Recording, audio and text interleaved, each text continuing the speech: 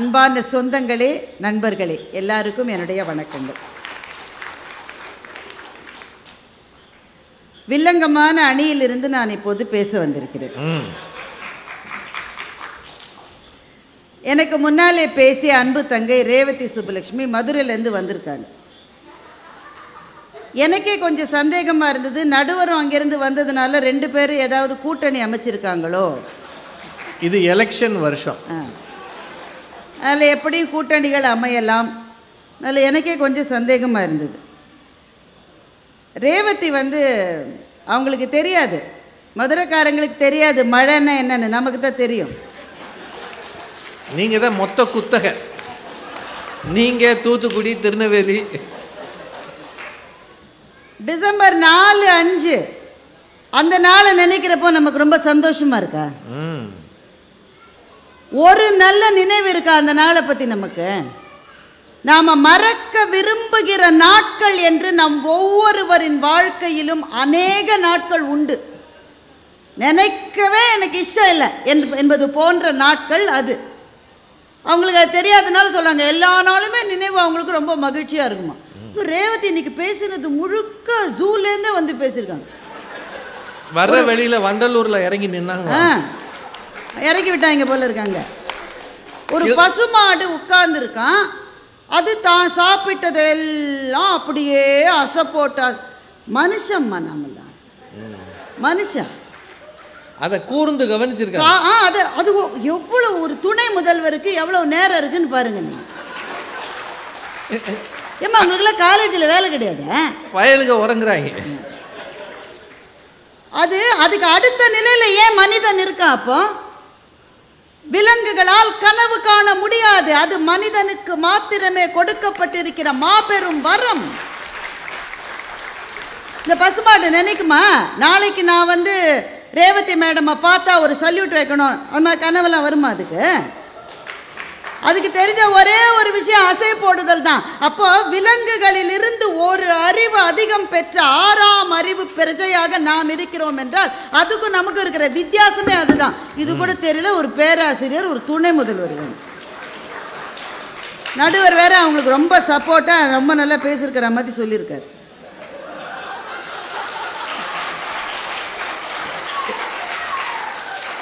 என்னடா என் பக்கம் திரும்பலையேன்னு பார்த்தேன், இப்பதான் பட்டிமன்றம் சூடு பிடிச்சிருக்கு. நினைவில் காடுள்ள மிருகத்தை பழக்க முடியாது. அருமையான கவிதையை ரேவதி சொன்னார், அவருக்கு என்னுடைய வாழ்த்துக்கள். மிருகங்கள் தான் பழக்கப்பட வேண்டியவை. மனிதன் மற்றவர்கள் போய் போய் பழக்கப்பட்ட பாதையிலிருந்து புது பாதைகளை உருவாக்கக்கூடிய சக்தி மனிதனுக்கு இருக்கிறது என்றால் அது அவனுடைய கனவுகளால் மாத்திரமே சாத்தியம் என்பதை ரேவதி எப்படி நீங்கள் மறந்து போனீர்கள்? ரேவதி பேசும்போது சொல்றாங்க, கண்ணதாசன் சொன்னார் காதலியை நினைப்பது சுகம். கண்ணதாசன் நீங்க சொல்லவே கூடாது. கனவுகளே கனவுகளே காலமெல்லாம் வாரீரோ, நினைவுகளே நினைவுகளே நின்று போக மாட்டீரோன்னு அதே கண்ணதாசன் எழுதினத மாதிரி உங்க படிகள். நிம்மதியை தாரீரோ, கனவுகளை கனவுகளை காலமெல்லாம் வாரீரோன்னு சொன்னாரோ இல்லையா? சொன்னார். அவர் சொன்னாரோ இல்லையா? நீங்க சொல்லியிருக்கீங்க. இல்ல, பேசினாலும் பொருத்தமா பேசணுங்க. மதுரைக்காரங்க ரொம்ப நல்ல. அதை மட்டும் விட்டுருக்கமா, ரேவதியை பத்தி மட்டும் பேசுங்க சார். ஒரு 60ஆம் கல்யாணம் நடந்திருக்கு சார். சரி, இவங்க அதை விழாவாரியா சொல்றாங்க. அதாவது பசுமாடு அசை போட்ட மாதிரியே அந்த ரேஞ்சில் கஷ்டமா இருந்தது சார் எனக்கு. அந்த பாட்டி வலது கால் எது இடது கால் எதுன்னு தெரியாத ஒரு பாட்டி. ஜம்ப், எல்லாருமே வலது கால் தானே சொல்லுவாங்க, சில பேர் மாற்றி மாற்றி சொன்னாங்களாம். எப்பவுமே வலது கால் தான். ஆனால் இந்த பாட்டிக்கு தன்னுடைய வலது கால் எதுன்னு தனக்கே தெரியல, ஜம்ப் பண்ணிருக்கு. அந்த தாத்தாவுக்கு பொரிய அக்னியில் பொண்ணு தெரியல, வாயில் போட்டிருக்கு. இவ்வளவு கூறு கேட்ட 2 பேரும் 60ஆம் கல்யாணத்தில் சந்தோஷமா இருந்தாங்கன்னா அது என்னது கூறு கேட்டது? ஆமா, உங்களுக்கெல்லாம் 60ஆம் கல்யாணம் தேவையா? இல்ல, சுத்தி இருக்கிற பூரா சந்தோஷமா இருந்திருக்காங்க. சுத்தி இருக்கிறவங்க எல்லாம் யாரு? வயதில் சின்னவங்க, இளைஞர்கள், அவங்க எல்லாம் சந்தோஷமா தான் இருப்பாங்க. இப்படிப்பட்ட தாத்தா பாட்டியே நல்லா இருக்கும் போது நாளைக்கு நாம எப்படி கிடைச்சாலும் நாளைய கனவு தான் அவங்கள சந்தோஷமாக்கி இருக்காங்க. அப்புறம் அவங்க பயோகிராஃபிஸை பற்றி ரேவதி சொன்னது ரொம்ப நல்ல பாயிண்ட். இந்த இவ்வளவு கடைகளில் எத்தனை பேர் வந்து தன்னுடைய வாழ்க்கை வரலாற்றை எழுதி இருக்கிறார்கள். அதெல்லாம் நேற்றைய நினைவுகள் தானே. ஏன் எந்த புத்தகமும் விற்பனை ஆவதை விட வாழ்க்கை வரலாறு புத்தகங்கள் ஏன் அதிகமாக விற்பனை ஆகின்றது? புத்தக கண்காட்சி. எப்போவுமே பொன்னியின் செல்வன் தான் மிக அதிகமாக விற்பனை ஆகும். அதற்கு அடுத்த இடத்துல நீங்கள் வைத்து பார்க்கிற போது வாழ்க்கை வரலாறு ஏன் அதை வாங்கி படிக்கிறோம் சொல்லுங்க. நீங்கள் சொல்லுங்க, எத்தனையோ இளைஞர்கள் தான் அதிகமாக வாங்குறாங்க. ஏன்? அந்த வாழ்க்கைகளை படிக்கிற போது நாளைக்கு என்னுடைய வாழ்க்கையிலும் பெரும் மலர்ச்சி வரும் என்ற கனவுக்கு அது உரமாகிறது. உங்கள் நினைவுகளுக்கே மரியாதை எப்போதென்றால் அது கனவுகளுக்கு உரமாகிற போதுதான் அந்த நினைவுகளுக்கு மரியாதை என்று சொன்னால் எது நினைவு பெருசா கனவு பெருசா? என்னங்க பின்னாடி ஏதாவது பிரச்சனையா? இல்லம்மா. சரி, தெய்வானை இன்னைக்கு ரொம்ப ரொம்ப நல்லா பேசினாங்க. அபாரமான பேச்சு. ஆரம்பிக்கிற போதே ஒன்று சொன்னாங்க, நுங்கு வண்டி ஓட்டுபவர் தன் வண்டிக்கு தானே ராஜா என்று பேச்சை ஆரம்பித்தார். எந்த ராஜாவை சொன்னாருன்னு எனக்கு புரியும். நான் தான் இல்லைன்னு சொல்லிட்டேனே. நினைவு இல்லம் உண்டு, நினைவு மண்டபம் உண்டு, அப்படி கனவு இல்லம் என்று ஒன்று உண்டா என்று தெய்வானை கேட்டார். ஒவ்வொருவரும் கட்டுகிற வீடே அவர்களுடைய கனவு இல்லம் தாம்மா. விளம்பரத்திலே கனவு இல்லம் தானம்மா போடுறான். தெய்வானை உங்களுக்கு தெரியுமா, ஒரு வீடு என்பது ஒரு கனவுங்க. ஆரம்பிக்கிற போது ஒரு சின்ன போர்ஷன்ல தான் அந்த வாழ்க்கையை ஆரம்பிப்போம். அது மேலே இருந்து தண்ணி கொட்டு, மழை பெஞ்சாக்கா, அதுவும் கிரவுண்ட் ஃப்ளோரில் இருந்தால் சென்னையில் சொல்லவே வேணாம். உடனே மனசில் அடுத்த மழைக்குள்ள நம்ம இந்த மாதிரி கஷ்டப்படாத ஒரு வீட்டுக்கு போகணும்னு நினைக்கிறோம்ப்பா. ஒவ்வொருவரினுடைய வீடே கனவு இல்லம் தான் தெய்வானே. மழை பெய்கிற வரைக்கும் தெய்வானே சொல்றாங்க ரீயூனியன்னா ரொம்ப சந்தோஷமா இருக்கான். இந்த 96 படம் வந்த பிறகு தாங்க எல்லாரும் கேட்டு போனாங்க. அது மட்டும் ஒரு ரீயூனியனும் கிடையாது. எல்லா ரீயூனியனும் எதுக்கு நடங்க? எல்லாரும் மகிழ்ச்சியா இருக்காங்களா? நேற்றைய நினைவுகள் ஒன்றும் கிடையாது.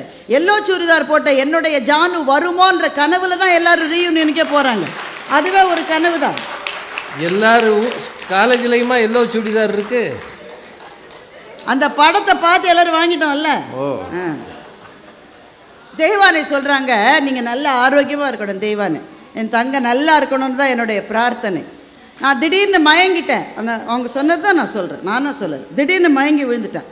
உடனே எழுப்பி அவங்க கேட்பாங்களாம். தெய்வானை சொல்ல, நான் யார், என்னுடைய அட்ரஸ் என்ன அப்படின்னு நான் சொல்லணும். நான் சொல்ல 10 வருஷம் கழித்து நான் பெரிய ஆளாவேன்னா என்னை ஹாஸ்பிட்டலில் சேர்த்துருவாங்க. இதுதான் புத்திசாலித்தனமான பேச்சு என்பது. மயங்கி விழுந்த பிறகு எழுந்து உங்களுக்கு கான்ஷியஸ்னஸ் இருக்கான்னு பார்ப்பாங்க, உணர்வு இருப்பான்னு பார்ப்பாங்க. நினைவு வேறு, கான்ஷியஸ்னஸ் வேறு. Memory is different from consciousness. தெரியாம அவங்க நம்மளை குழப்புறாங்க அவங்க தெய்வானை. ஆனால் அப்படி ஒரு வேளை மயங்கி விழுந்துட்டு வச்சுக்கேன். என் தங்கச்சி தெய்வானை எழுந்துட்டாங்க, வீட்டுக்கு போயிட்டாங்க. முதல்ல தெய்வானையோட மனசில் என்ன வரும்? அதுக்கு 2 வயசுல பாப்பா இருக்குது தெய்வானைக்கு. அந்த குழந்தைய பார்த்துட்டு தெய்வானை நினைப்பாங்க, இனியொரு தடவை நான் இப்படி மயங்கி விழுந்துடக்கூடாது, என் குழந்தைக்காகவாது நான் ஆரோக்கியமாக இருக்கணும் அப்படின்னு நினைப்பாங்கப்பா. அதுவே ஒரு கனவு தானே தெய்வானை. எதுக்குமா தேவையில்லாத பேச்சு பேசுறீங்க? தெய்வானை பேசுகிற போது சொல்கிறாங்க, தாயின் புடவை, தந்தையின் கடிகாரம் இதெல்லாம் நாம் பத்திரமா வச்சுருக்கோம், அந்த நினைவுகள் மகிழ்ச்சியை தரும்னு. தெய்வானே உங்களுக்கு தெரியாது, அது மகிழ்ச்சியை தருவது அல்ல, அது துக்கத்தை திரும்ப திரும்ப திரும்ப கிளறி விடுகிற நினைவுகள் தான். அது புடவை இருக்கிறது, அந்த புடவையை பார்க்கிற ஒவ்வொரு வினாடியும் இந்த புடவை எந்த தாயினுடைய மடியிலே இருந்ததோ அந்த தாய் இப்போது இல்லையே என்ற துக்கத்தை அது கிளறி விட்டு கொண்டே இருக்கிறது. அந்த நினைவுகள் புனிதமானவை, ஆனால் அது இனிமையானவை என்று எப்படி நீங்கள் சொல்லுகிறீர்கள்? எப்படிமா சொல்றீங்க? ஒரு மரணம் என்பது நம்முடைய நினைவு அடுக்கிலே என்றென்றைக்கும் உறைந்து வாழுகிறது. ஆனால் ஒவ்வொரு நிமிடமும் என் தாயை நினைக்கிற போது என் கண்ணிலிருந்து கண்ணீர் வருகிறதே. அவளோடு வாழ்ந்த நாட்கள் இனி திரும்ப வரவே வராது என்ற கவலை மேகங்களை என் இதயத்துக்குள்ளே நான் தூக்கி சுமக்கிற போது எனக்கு எது நம்பிக்கையை தருகிறது? என் மகளை பார்க்கிறேன். எங்கள் அம்மா இல்லாட்ட கூட நீ தாண்டா என்னுடைய அம்மானு என்னுடைய மகளை நான் அணைக்கிறேன் அல்லவா?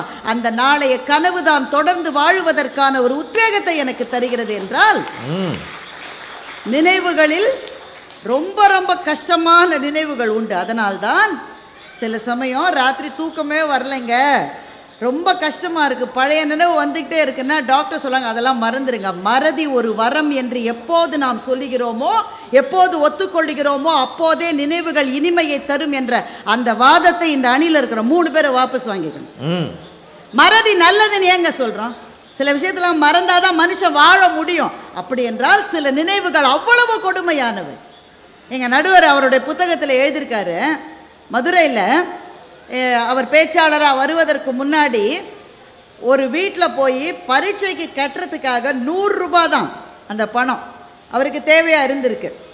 அந்த காசு இல்லை இங்கே கையில், 100 ரூபாய் தான். அப்போ ஒருத்தர் இவரை கூட்டிகிட்டு போய் ஒரு வீட்டு வாசலில் நிற்க வச்சு, இந்த வீட்டில் இருக்கிற ஐயா வந்து கேட்ட உடனே கொடுப்பாரு, நீ இங்கேயே நில்லு, எங்கேயும் போயிடாத, நான் 100 ரூபாய் வாங்கிட்டு வரேன்னு வீட்டு வாசலில் இவரை நிறுத்தி வச்சுட்டு அவர் போயிட்டார். காலையில் 10 மணிக்கு நின்ற எங்களுடைய நடுவர் சாப்பாட்டுக்கு கூட போகல. ஏன்னா அந்த நேரத்தில் அந்த ஆள் வந்துட்டாருனாக்க நம்ம அந்த வாய்ப்பை தவறு விடக்கூடாதுன்னு சொல்லி 5 மணி மட்டும் அதே இடத்துல நின்று இருக்காரு, ஆணி அடித்த மாதிரி. அந்த ஆள் 5 மணிக்கு திரும்பி வந்து ஓ ராசி அந்த ஆள் இல்லைன்ட்டான்னு சொல்லிட்டு போயிட்டாரு. இன்றைக்கும் மதுரைக்கு நாங்கள் போனால் அந்த இடத்தை கிராஸ் பண்ணி போகிற போது எங்கள் நடுவர் அதை திருப்பி திருப்பி அந்த இடத்தை பார்த்துக்கிட்டு போவார். ஏனென்றால் இந்த இடத்தில் தானே நான் நின்றேன். மகிழ்ச்சியா? மரண வலி. சில நினைவுகள் அப்படிப்பட்ட கொடூரமான நினைவுகள், அதை மறக்க வேண்டும் என்று நாம் துடிப்போம், ஆனால் மறக்க முடியாது. ஆனால் அந்த இடத்திலிருந்து மீண்டு வருகிற போது அவருக்கு எது சக்தியை கொடுத்துருக்கோம்? ஒரு நாள் நான் வருவேண்டாம், மதுரைக்கு ராஜாவா வருவேண்டான்னு அவர் நினைச்சிருப்பாருல்ல. நான் நினைச்சனோ இல்லையா அவங்க சொல்லிட்டாங்க. கனவுகள் தாங்க வாழ வைக்கும். வாழ்க்கைகள் அவமானங்களால் நிறைந்தவை. இவங்க 3 பேரும் வாழ்க்கை என்பது கடந்து வந்த பாதை முழுக்க பூ தூவி இருக்கிற வண்ணப்பாதை என்பது மாதிரி பேசி நம்மை ஏமாற்றுகிறார்கள். கொஞ்சம் திரும்பி பார்த்தா வாழ்க்கையில் எடுத்து வைத்த அடியில் எல்லாம் வெடிகுண்டு வைத்த நம்முடைய நண்பர்களினுடைய துரோகங்கள் நம்மை உறுத்தவில்லை. அதை நினைக்கிற போது ரொம்ப சந்தோஷமா இருக்கா. என்னுடைய ஃப்ரெண்டு தான் எனக்கு ரொம்ப துரோகம் பண்ண. இவன் 3 பேரும் எத்தனை காதல் தோல்விகள் நெஞ்சை கத்தி போல அறுக்கின்றன. அந்த காதல் தோல்விகளை நினைக்கிற போது ரொம்ப மகிழ்ச்சியா இருக்கும் இவங்களுக்கு எல்லாம். எத்தனை பிரேக்கப் அப்படி சொன்னாதான் தெரியும். நான் உனக்காக என் சந்தோஷங்களை எல்லாம் விட்டு கொடுத்தேன், நீ உன் சந்தோஷத்துக்காக என்னையே விட்டு கொடுத்தான்னு கவிதை எழுதினானே, அவனுடைய நெஞ்சில் பழைய நாள் ஞாபகங்கள் என்ன ரொம்ப மகிழ்ச்சியா? ஆனா அதையும் தாண்டி அவன் வாழறான். ஏன்? அவன் என்னை விட்டுட்டு போயிட்டா, ஆனா நாளைக்கு அதை விட சிறப்பா இன்னொரு பெண் எனக்கு மனைவியா வருவான்ற நம்பிக்கை தாங்க கனவுன்னு நாங்க சொல்றோம். தெய்வானை பேசுகிற போது சொன்னாங்க, நியூசிலாந்துல 21 வயதான அந்த ஒரு சிறு பெண் எம்பியா பதவி ஏற்றிருக்கிறார்கள். அந்த வீடியோவை நீங்க பாருங்க. அந்த மொழி நமக்கு புரியல, அவங்க என்ன சொல்றாங்கன்னு புரியல, ஆனா நமக்குள்ள அப்படிப்பட்ட ஒரு உத்வேகம் வருகிறது. முதன் முறையாக எம்பியாக எலெக்ட் ஆகிருக்கிற 21 வயது பெண் அந்த பார்லிமெண்ட்ல, நியூசிலாண்டினுடைய பார்லிமெண்ட்ல ஒரு 2 நிமிஷம் ஒரு பழங்குடியினருடைய பாடலை பாடுகிறார். மெய் சிலிர்க்கிறது. அது என்ன தெரியுமா? அது நேற்றைய நினைவுன்னு தெய்வானை சொல்றாங்க. அல்ல, 3 தலைமுறைகளாக ஒடுக்கப்பட்ட ஒரு இனத்தினுடைய கனவை அந்த பெண் நிறைவேற்றி இருக்கிறார். ஒடுக்கப்பட்ட இனம் நியூசிலாந்துல அவங்க மொழியை பேசிட்டு அவங்க நாட்டில் வாழறாங்க. வெளியிலிருந்து வந்தவர்கள் அவர்களுடைய இனத்தை ஒடுக்கி, அவர்களுடைய மொழியை ஒடுக்கி, அவங்க தலை நிமிர முடியாமல் கண்டவுடனே சுட்டு கொண்டிருக்கிறார்கள். ஒளிந்து ஒளிந்து வாழ்ந்த அந்த இனத்திலிருந்து ஒரு பெண் இன்றைக்கு எம்பியா வந்து நிற்கிற போது 3 தலைமுறை கண்ட கனவை அவள் நிறைவேற்றி இருக்கிறாளே, அந்த மகிழ்ச்சியை தான் உலகம் இன்றைக்கு கொண்டாடி கொண்டிருக்கிறது. தெய்வானை மறந்துட்டு பேசாது. இலக்கியத்தினுடைய படைப்புகள் எல்லாமே எழுத்தாளனுடைய கனவு என்று நான் சொல்லுவேன்.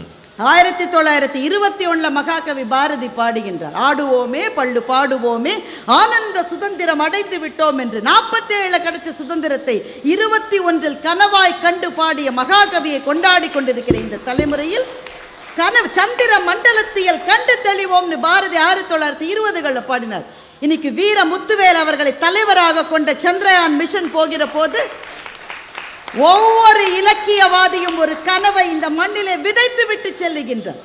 ஐ ஹாவ் a dream என்று பாடிய மார்ட்டின் லூதர் கிங் ஜூனியர் கருப்பின மக்களுக்கு இழைக்கப்பட்ட கொடுமைகளுக்காக அந்த பாடலை பாடிக்கொண்டு அவர்கள் அமெரிக்காவினுடைய வீதிகளிலே நடந்த போது ஒரு கனவை விதைத்து விட்டு சென்றார். ஒபாமா அமெரிக்காவினுடைய பிரசிடென்டாக வந்த போது அந்த பாடலை மொத்த அமெரிக்காவுமே பாடியது. ஏன்? விதைக்கப்பட்ட கனவு அன்றைக்கு முளைத்து வந்திருக்கிறது.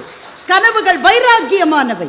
நாம் படுகிற அவமானங்கள், நம்முடைய வெற்றியை பொறுக்க முடியாதவர்கள், நமக்கு துரோகம் செய்தவர்கள், நீ எல்லாம் பெரிய அளவு வந்துருவனே, நான் பார்க்கிறதை என்று சொன்னவர்கள் அத்தனை பேருக்கும் ஒவ்வொருவருக்கும் நின்று நின்று நின்று நின்று நம்மால் பதில் சொல்ல முடியாது தோழர்களே, தோழிகளே.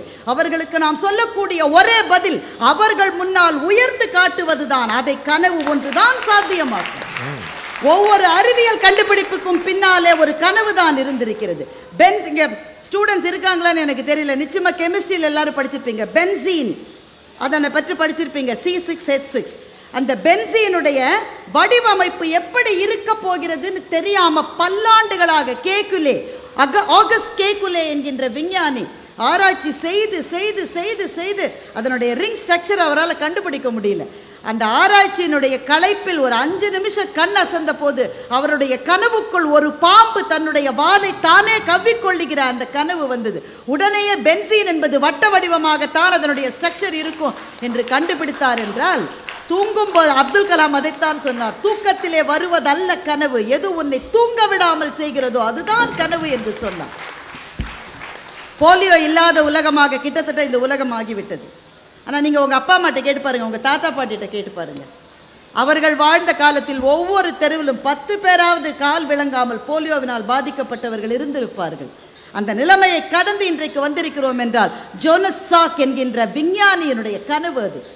கால் கை சரியாக இயங்குகிற மனிதர்கள் மாத்திரமே இந்த உலகத்தில் எதிர்காலத்தில் வாழ்வார்கள் என்பதை தன்னுடைய மிஷன் ஸ்டேட்மெண்டாக கனவாக அவர் எழுதி வைத்து அவர் கண்டுபிடித்ததுதான் போலியோ டிராப்ஸ்.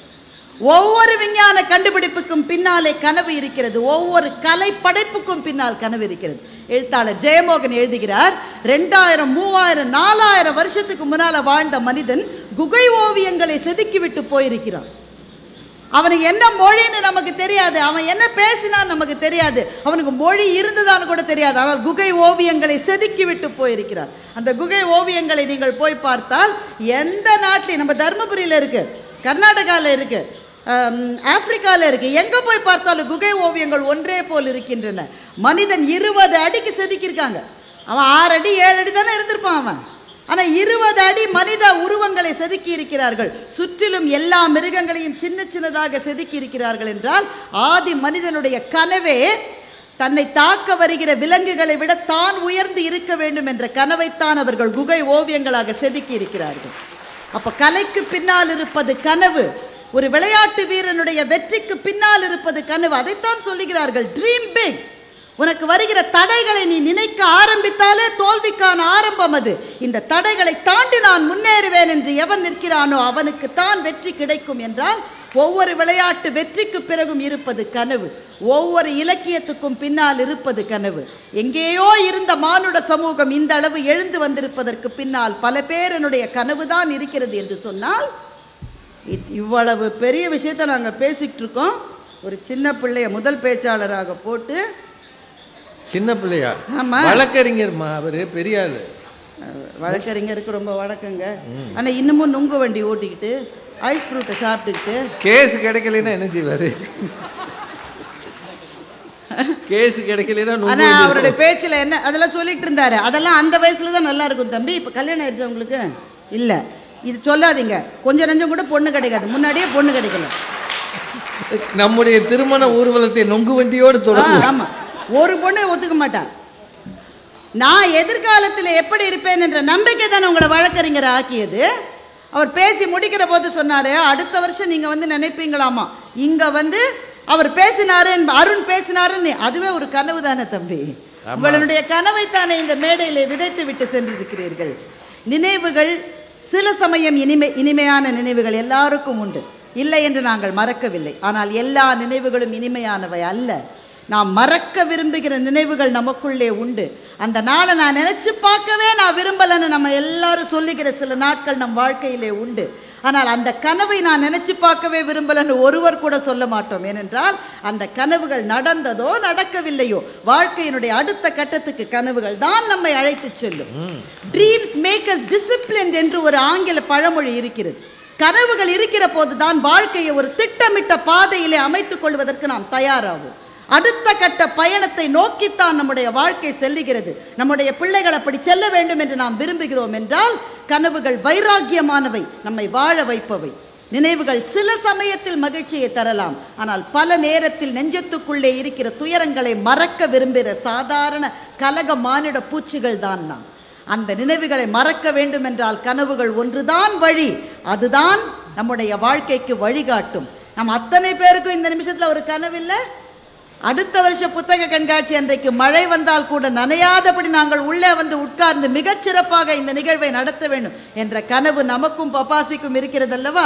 அந்த கனவு தான் அந்த இடத்துக்கு நம்மை அழைத்து செல்லும் என்று சொன்னால் முன்னேற்றங்கள் கனவுகளினால் கட்டமைக்கப்படுபவை. எனவே கனவுகள் தான் மகிழ்ச்சியை தரும் என்ற நல்ல தீர்ப்பை மதுரையிலிருந்து வந்திருக்கிற எங்கள் நடுவர் தருவார் என்று நம்பிக்கையோடு விடைபெறுகிறேன். வணக்கம். பெரியோர்களே, முதல்ல இந்த நிகழ்ச்சியை ஏற்பாடு செய்து மழையிலும் நடத்திய பப்பாசிக்கு என் நன்றி. மேடையில் பேசிய 6 பேருக்கும் என்னோட நன்றி. இன்னமும் இருந்து கேட்கிற உங்களுக்கு 1000 நன்றி. இன்னும் ஒரு 10 நிமிஷத்தில் முடிச்சிடலாம், அதுக்கு மேலே எடுத்துக்க மாட்டேன், கொஞ்சம் பொறுத்துக்கங்க. பாரதி பாஸ்கர் அவர்கள் நாளைய கனவுகளேன்னு போராடி பேசியிருக்கிறாங்க. விலங்குகளுக்கும் மனிதனுக்கும் வித்தியாசம் இருக்கிறது. விலங்குகளை விட 6 அறிவு, ஒரு அறிவு கூடுதலாக இருக்கிற 6 அறிவு படைத்தவன் அவனுக்கு மட்டும்தான் கனவுகளை காண தெரியும். இன்னைக்கு அகத்திக்கீரை போடுறாங்க, ஆடு சாப்பிடுது. நாளைக்கும் எனக்கு அகத்திக்கீரை போடுவார்கள் நம்புமா? அது இல்லை கனவு காணுமா? நாளை காலையில் அதை குர்பானி ஆக்கியிருப்பான், இல்லை பிரியாணி ஆக்கியிருப்பான் இல்லையா? விலங்குகள் வேறு, மனிதன் வேறு. அவனுக்கு நினைவுகளை அசை போடவும் தெரியும், விண்ணில் கால் பதிக்க கனவு காணவும் தெரியும் அப்படின்னு ரொம்ப நிறைவாக பேசியிருக்கிறாங்க. எல்லார் சார்பாகவும் பாரதி பாஸ்கர் அவர்களுக்கு பாராட்டுகள், நன்றி.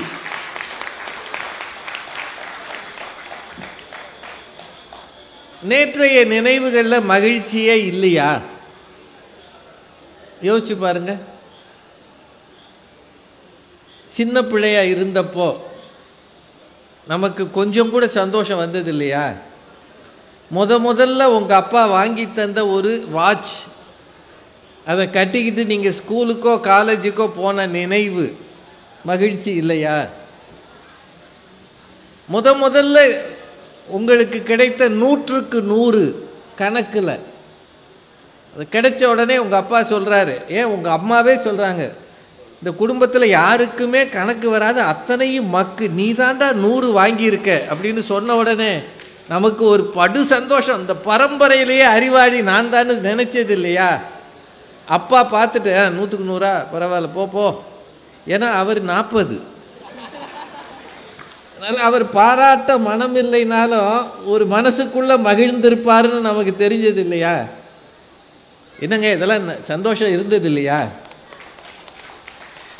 சின்ன குழந்தையா இருக்கும்போது உங்களை கூட்டிகிட்டு போய் ஒரு சுற்றுலாவுக்கு உங்கள் பெற்றோர் கூட்டிகிட்டு போய் ஊட்டியோ கொடைக்கானலோ நல்ல குளிரில் அப்படியே நடுங்கும் போது அம்மா பக்கத்தில் வந்து அந்த சேலையோடு சேர்த்து அணைச்சிக்கிட்டு, குளிராதுடா என் கூட இரு, முதலே சொன்னேன் உங்கள் அப்பா கிட்ட சொட்டர் வாங்கிட்டு வான்னு, இந்த ஆளுக்கு அவ்வளோ அறிவு ஏது, நான் தாண்டா உனக்கு சொட்டர் மாதிரி என் கூட நல்லா இறுக்கமாக கட்டிக்கடானா அந்த கதகதப்புல அவன் மகிழ்ந்தானே, குளிர் போனதே, அந்த நினைவு மகிழ்ச்சி தரலையா? தரலையா? ஒரு டீனேஜ் வந்த பிறகு கோலம் போடுற அந்த அழகை பார்க்க போன பையன் கோலத்தை தான் பார்க்க போனான். அவன் இந்த பக்கம் பார்க்க, அந்நேரம் கோலம் போட்ட பொண்ணு தற்செயலா அவனை பார்க்க. 2 பேர் மனசுலையும் எந்த எண்ணமும் கிடையாது. அந்த பொண்ணு கோலத்தை ஒருத்தன் பார்க்கறானேன்னு பார்த்தது, கோலம் நல்லா இருக்கேன்னு அவன் பார்த்தான். காலம் செய்த கோலம், 2 கண்ணும் ஒன்னாயிடுச்சு. இருவரும் மாறி புக்கு இதயம் எய்தின, கண்ணோடு கண்ணினை நோக்க ஒன்று கவ்விருச்சு. 60ஆம் கல்யாணத்தில் கூட ஒருவேளை அவரோட அதிர்ஷ்டம் அல்லது துரதிர்ஷ்டம் அந்த பொண்ணையே கட்டியிருந்தான்னு வைங்க, 60ஆம் கல்யாணத்தில் கூட அவன் எதை நினைப்பான்றீங்க, நீ ஒவ்வொரு நாளும் கோலம் போடும்போதும் முத உன்னை பார்த்தேன் பாரு, அதுதான் எனக்கு ஞாபகம் வருதுன்னு நினைப்பானா நினைக்க மாட்டானா? என்னங்க உங்களுக்கெல்லாம் அந்த கோலமே பார்த்தது இல்லையா? முதல் சந்திப்பு, முதல் பார்வை, முதல்ல காதலிச்சு அந்த பொண்ணை கூட்டிட்டு போன கோயில் அல்லது ஒரு ரெஸ்டாரண்ட், 2 பேரும் ஒரு கோக் வாங்கி 2 ஸ்ட்ரா போட்டு உறிஞ்சினது,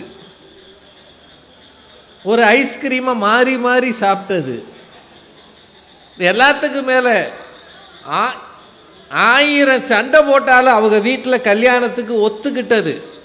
வெட்டி பிடிவேன் குத்தி பிடிவேன் அவங்க அப்பா தெருவெல்லாம் உருண்டு கரண்டு, அவன் எனக்கு மகனே கிடையாது, நான் சொல்ற பொண்ணை தான் கட்டணும், கண்டவளை இழுத்துட்டு வந்தானா காலை நறுக்கிடுவேன்னு சொன்னவர் தொலைஞ்சு போட. அவர் சொன்னது தொலைஞ்சு போடான்னு தான் சொன்னார். ஆனால் அதில் தான் அவனுக்கு வாழ்க்கையே வந்ததுன்னா அந்த சந்தோஷம் இருக்குமா இருக்காதா? இதெல்லாம் பழைய நினைவுகள்ங்க, நேற்றைய நினைவுகள். எந்த காலத்திலேயே அது சந்தோஷம் இருக்கும். திருமணத்தன்னைக்கு அந்த அம்மாவை முதல்ல இந்த திருமாங்கல்யம் அணிவித்தது, 2 பேரும் அக்கினி வலம் வந்தது, ஃபோட்டோவுக்கு போஸ் கொடுத்தது, அந்த பொண்ணு அழகாக சிரித்து நம்ம அசிங்கமாக மூஞ்ச வச்சது, கல்யாணத்து அன்னைக்கு எல்லாரும் சாப்பிட்டு போய் பொண்ணு மாப்பிள்ளைக்கு சோறு இல்லாமல் விட்டது, 1000 பேர் வந்தாங்களே 1 லட்சம் ரூபா மொய் வந்திருக்குன்னு அப்பா கணக்கு பார்க்கையில் 50 60 அத்தனை பேரை எழுதிட்டு போய் மொத்தமே 50,000 தான் நின்னது. இதெல்லாம் நினைவில் இருக்குமா இல்லையா? இதெல்லாத்த விட ஒரு ஆபத்திலிருந்து தப்பித்தது, ஒரு நெருக்கடியிலிருந்து மீண்டது, நெருக்கடி வந்துருச்சு அதிலிருந்து மீண்டது, இதெல்லாம் நமக்கு சந்தோஷம் தானங்க. நேற்றைய நினைவுகள் நிரந்தரமானவை, நாளைய கனவுகள் நிச்சயமற்றவைன்னு இந்த அணி சொன்னதுல என்னங்க தப்பு? என்னங்க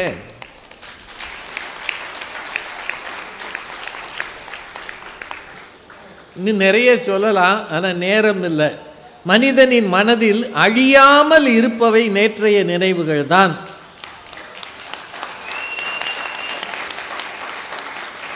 அது நிரந்தரம். ஏன்னா அது திரும்ப இப்போ 2023க்கு நம்ம போக முடியாது, திரும்ப டிசம்பர் 4, 5க்கு போக முடியாது. பாரதி மேடம் என்ன கேட்குறாங்க, அந்த நாளை திரும்ப நினைப்பியா? என்னங்க, ஒரு ஆள் மட்டத்துக்கு தண்ணி, ஒரு ஆள் உயரத்துக்கு தண்ணி, 5 நாள் கரண்ட் கிடையாது, பால் கிடையாது.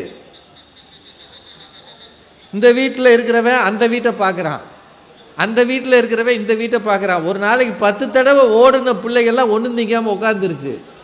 திரும்ப யோசிச்சு பார்ப்பீங்களா அந்த நாளை? அப்போ நாம் என்ன செய்கிறோம்? சில நினைவுகளை மறக்க நினைக்கிறோம். இனி ஜென்மத்துக்கும் அப்படி வரக்கூடாது சாமி, எங்களை அப்படி விட்டுறாத, நீ மழையே பெய்யாட்டியும் பரவாயில்ல, பெஞ்சு கெடுக்காத அப்படின்னு நமக்குள்ள தோணுதா இல்லையா? இந்த மழையில் மிகச்சிறந்த எழுத்தாளர் எஸ் ராமகிருஷ்ணன் அவர்கள் ஏறக்குறைய 20 லட்சம் ரூபாய் பெறுமதியான புத்தகங்களை குடோனில் இழந்தார். உங்களுக்கு தெரியும் இல்லையா? அவரது வாழ்நாள் சேமிப்பு அது. இந்த புத்தக கண்காட்சியில் தான் எல்லாருக்கும் சொல்லணும். நான் ஒரு விஷயம் மட்டும் இந்த தலைப்புக்கு சம்மந்தம் இல்லாமல் சொல்லிடுறேன். நம்ம வீட்டில் எத்தனையோ அறைகள் இருக்கின்றன, ஆனால் நூலகம் மாதிரி ஒரு சின்ன மினியேச்சர் நூலகமாவது உங்கள் வீட்டில் நீங்கள் வைக்க பாருங்க. புத்தக கண்காட்சிக்கு வந்ததுக்கு ஒரே ஒரு ஆகப்பெரிய செயல் என்னன்னா, ஒரு 10 புத்தகத்தையாவது வைங்க. நீங்கள் எந்த சமயம் சார்ந்து இருக்கிறீர்களோ அந்த சமய புத்தகங்களை, வேதங்களை, குரானை, பைபிளை, திருவாசகத்தை, எதையோ ஒன்று வாங்கி வைங்க. அது தவிர சிறு குழந்தைகளுக்கான இலக்கியம், ஒரு பாரதியார் கவிதை, ஒரு திருக்குறள் நூல், அதுக்கான உரை நூல், சமகாலத்தில் வந்திருக்கிற கவிதை புத்தகங்கள், மிகச்சிறந்த எழுத்தாளர்கள் ஜெயமோகன் மாதிரி, எஸ்ரா மாதிரி எத்தனையோ பேர் இருக்காங்க. சாரு நிவேதிதா பழுப்பு நிற பக்கங்கள்னு ஒரு புத்தகம் எழுதியிருக்கிறார். ஒரு 3-4 தொகுதி இருக்கு. அந்த புத்தகங்களை தயவு செய்து வாங்கி வாசிங்க. எத்தனையோ பேரை பற்றி அறிமுகம் அதில் இருக்கு. வாசிக்க வாசிக்க கீழே வைக்க தோணாது பழுப்பு நிற பக்கங்கள். இதெல்லாம் வாங்கி வாசிங்க, வீட்டில் வாசிங்க. உங்கள் வீட்டில் பூஜை அறை இருப்பது போலவே புத்தக அறையும் இருக்க வேண்டும்.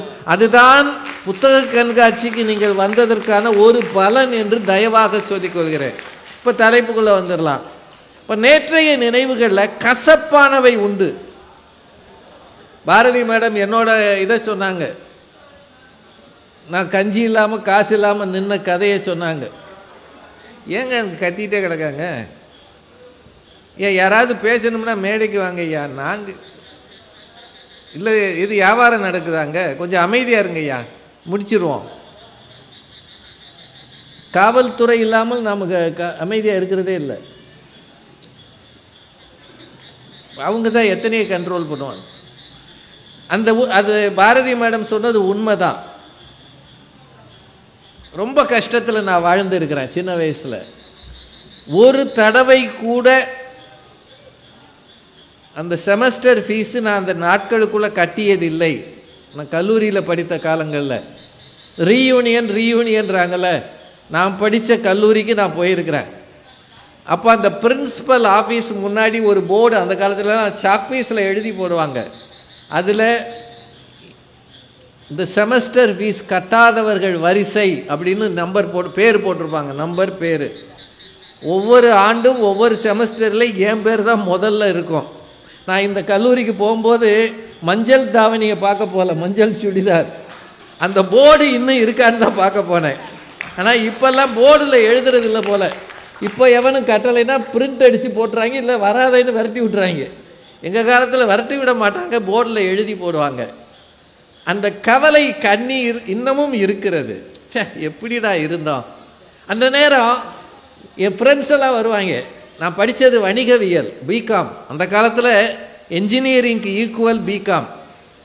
என் ஃப்ரெண்ட்ஸ் வந்து கேட்பாங்க, ஏண்டா உன் பேர் அங்கே இருக்குது, உங்கள் வீட்டில் காசு இல்லையாடா, நாங்கள் வேணா உனக்காக கட்டவான்னு கேட்பாங்க.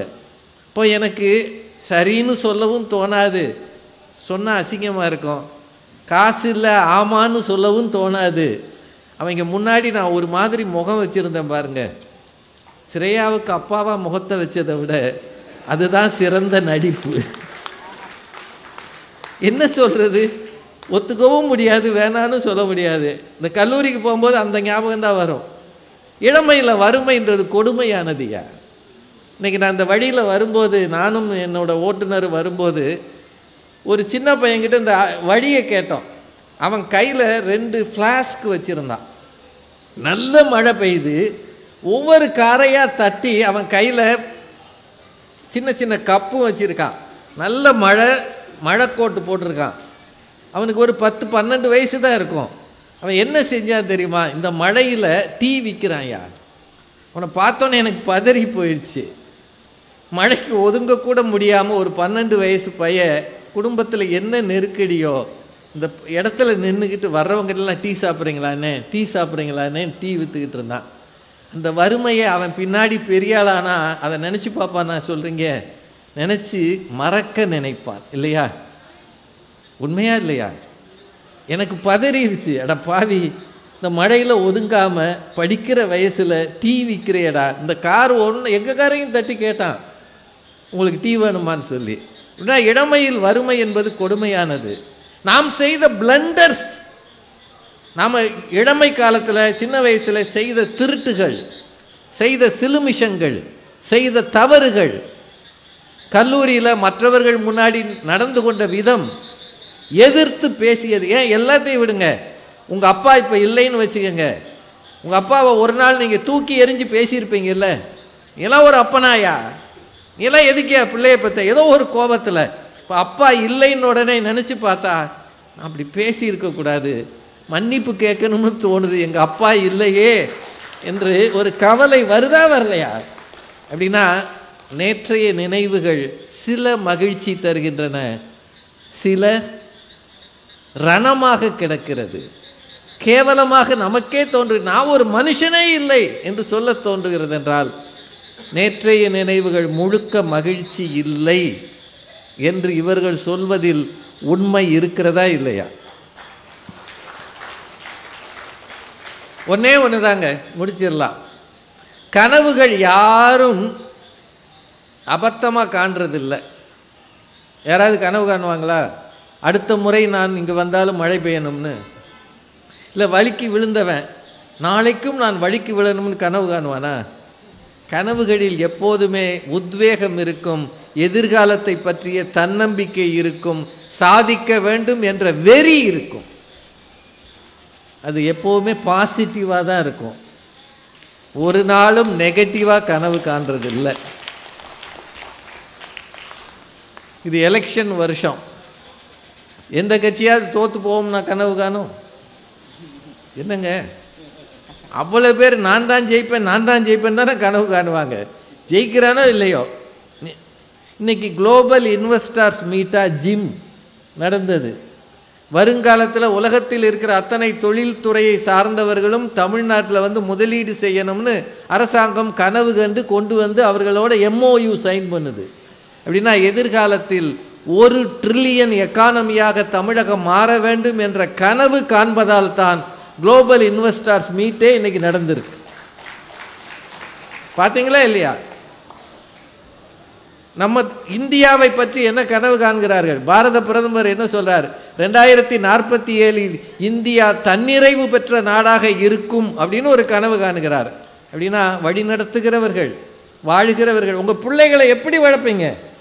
கையில் தூக்கி வச்சு, டேய் நீ பிறந்தப்போ ஆஸ்பத்திரிக்கு பணம் கட்ட முடியாமல் இருந்தண்டா அப்படியா சொல்லுவார்? அப்பா நீ டாக்டர் ஆகணும்டா, இன்ஜினியர் ஆகணும்டா, எதுவுமே ஆகாட்டியும் அப்பா அம்மாவுக்கு நல்ல பிள்ளையா மனுஷன் ஆகணும்டான்னு சொல்லித்தானங்க வளர்க்கிறோம். ஒவ்வொரு வருஷமும் தொடங்கும் போது சிவகுமார் சொன்னாரே 2024 புத்தாண்டு பொங்கல் வாழ்த்துகள்னு. வாழ்த்துகள் அப்படின்னு சொல்றதே நாளைய கனவு தானையா. Wish you a happy prosperous new year. அது என்னது? அது அந்த வாழ்த்து என்பதே கனவு தானே. காலில் விழும்போது தூக்கிவிட்டு 16 பெத்து பெருவாழ்வு வாழ்ந்த வாழ்த்தே ஒரு அந்த பிள்ளைகள் மனத்தில் விதைக்கிற கனவு தானே. அப்படின்னா வாழ்க வளமுடன், அதுவும் ஒரு நல்ல வார்த்தை தானே. அதனால் நினைவுகள் இருந்து விட்டு போகட்டும். நினைவுகளில் முரண்கள் உண்டு, சில முட்டாள்தனங்களும் உண்டு, நாம் செய்த பாவங்களும் உண்டு, பரிகாரம் தேட முடியாத தவறுகளும் உண்டு. ஆனால் கனவுகள் எப்போதும் நம்மை உயர்த்தும். இப்போது இருக்கிறதை விட ஒருபடி மேலாக இன்னும் உயரத்து போ, இன்னும் உயரப்போ. சந்திரயான்லேருந்து ககன்யான் வரைக்கும் யோசிக்கிறோன்னா இதுதான் கனவு. நல்ல கனவுகளை விதையுங்கள், அவை மிக அதிக பலன்களை தரும். பிள்ளைகளிடம் தேவையற்ற செய்திகளை சொல்லாமல் அவர்கள் எதிர்காலத்துக்கான பாதையை காட்டுங்கள், அவர்கள் பின்பற்றி பயணிப்பார்கள். மகிழ்ச்சி தருவது எனக்கென்னவோ நேற்றைய நினைவுகளை விட நாளைய கனவுகள் தான் என்று சொல்லி, இந்த மழையிலும் இத்தனை குடைகள் சென்னையில் இருக்கிறதா என்று பார்க்கிறபடி குடையோடு வந்து கோவிலுக்கு போகிறவர்களை நான் பார்த்திருக்கிறேன். குடையோடு திட்டிக்கொண்டே குடும்ப விழாக்களுக்கு போகிறவர்களை பார்த்திருக்கிறேன். ஹோட்டலுக்கு போகிறவங்களை பார்த்துருக்கிறேன். குடையோடு புத்தக கண்காட்சிக்கு வந்த பெருந்தகைமையாளர்கள் நீங்கள் தான் என்று சொல்லி உங்கள் அத்தனை பேருக்கு வாழ்த்து சொல்லி வணங்கி விடைபெறுகிறேன். நன்றி, வணக்கம். நடுவர் அவர்களே, பொதுவாக நம்ம மேடைகளில் பார்க்கும்போது நேரம் ஆக ஆக குறைகின்ற கூட்டத்தை தான் பார்த்திருக்கிறோம். ஆனால் இந்த ஊரில் தான் நேரம் ஆக ஆக கூடுகின்ற கூட்டத்தை பார்க்கிறோம். இது ஒரு நல்ல சமுதாயமா, அருமையான சமுதாயம். இங்க வந்து இப்படி பேசியிருக்காங்களேன்னு தான் வருத்தம். இந்த ஊருக்கு விழுப்புரம்னு பேர் வச்சதை விட விழாப்புரம் என்றே பேர் வைக்கலாம். அவ்வளவு அழகா தமிழை தாங்கி பெயரை மாத்திருங்க.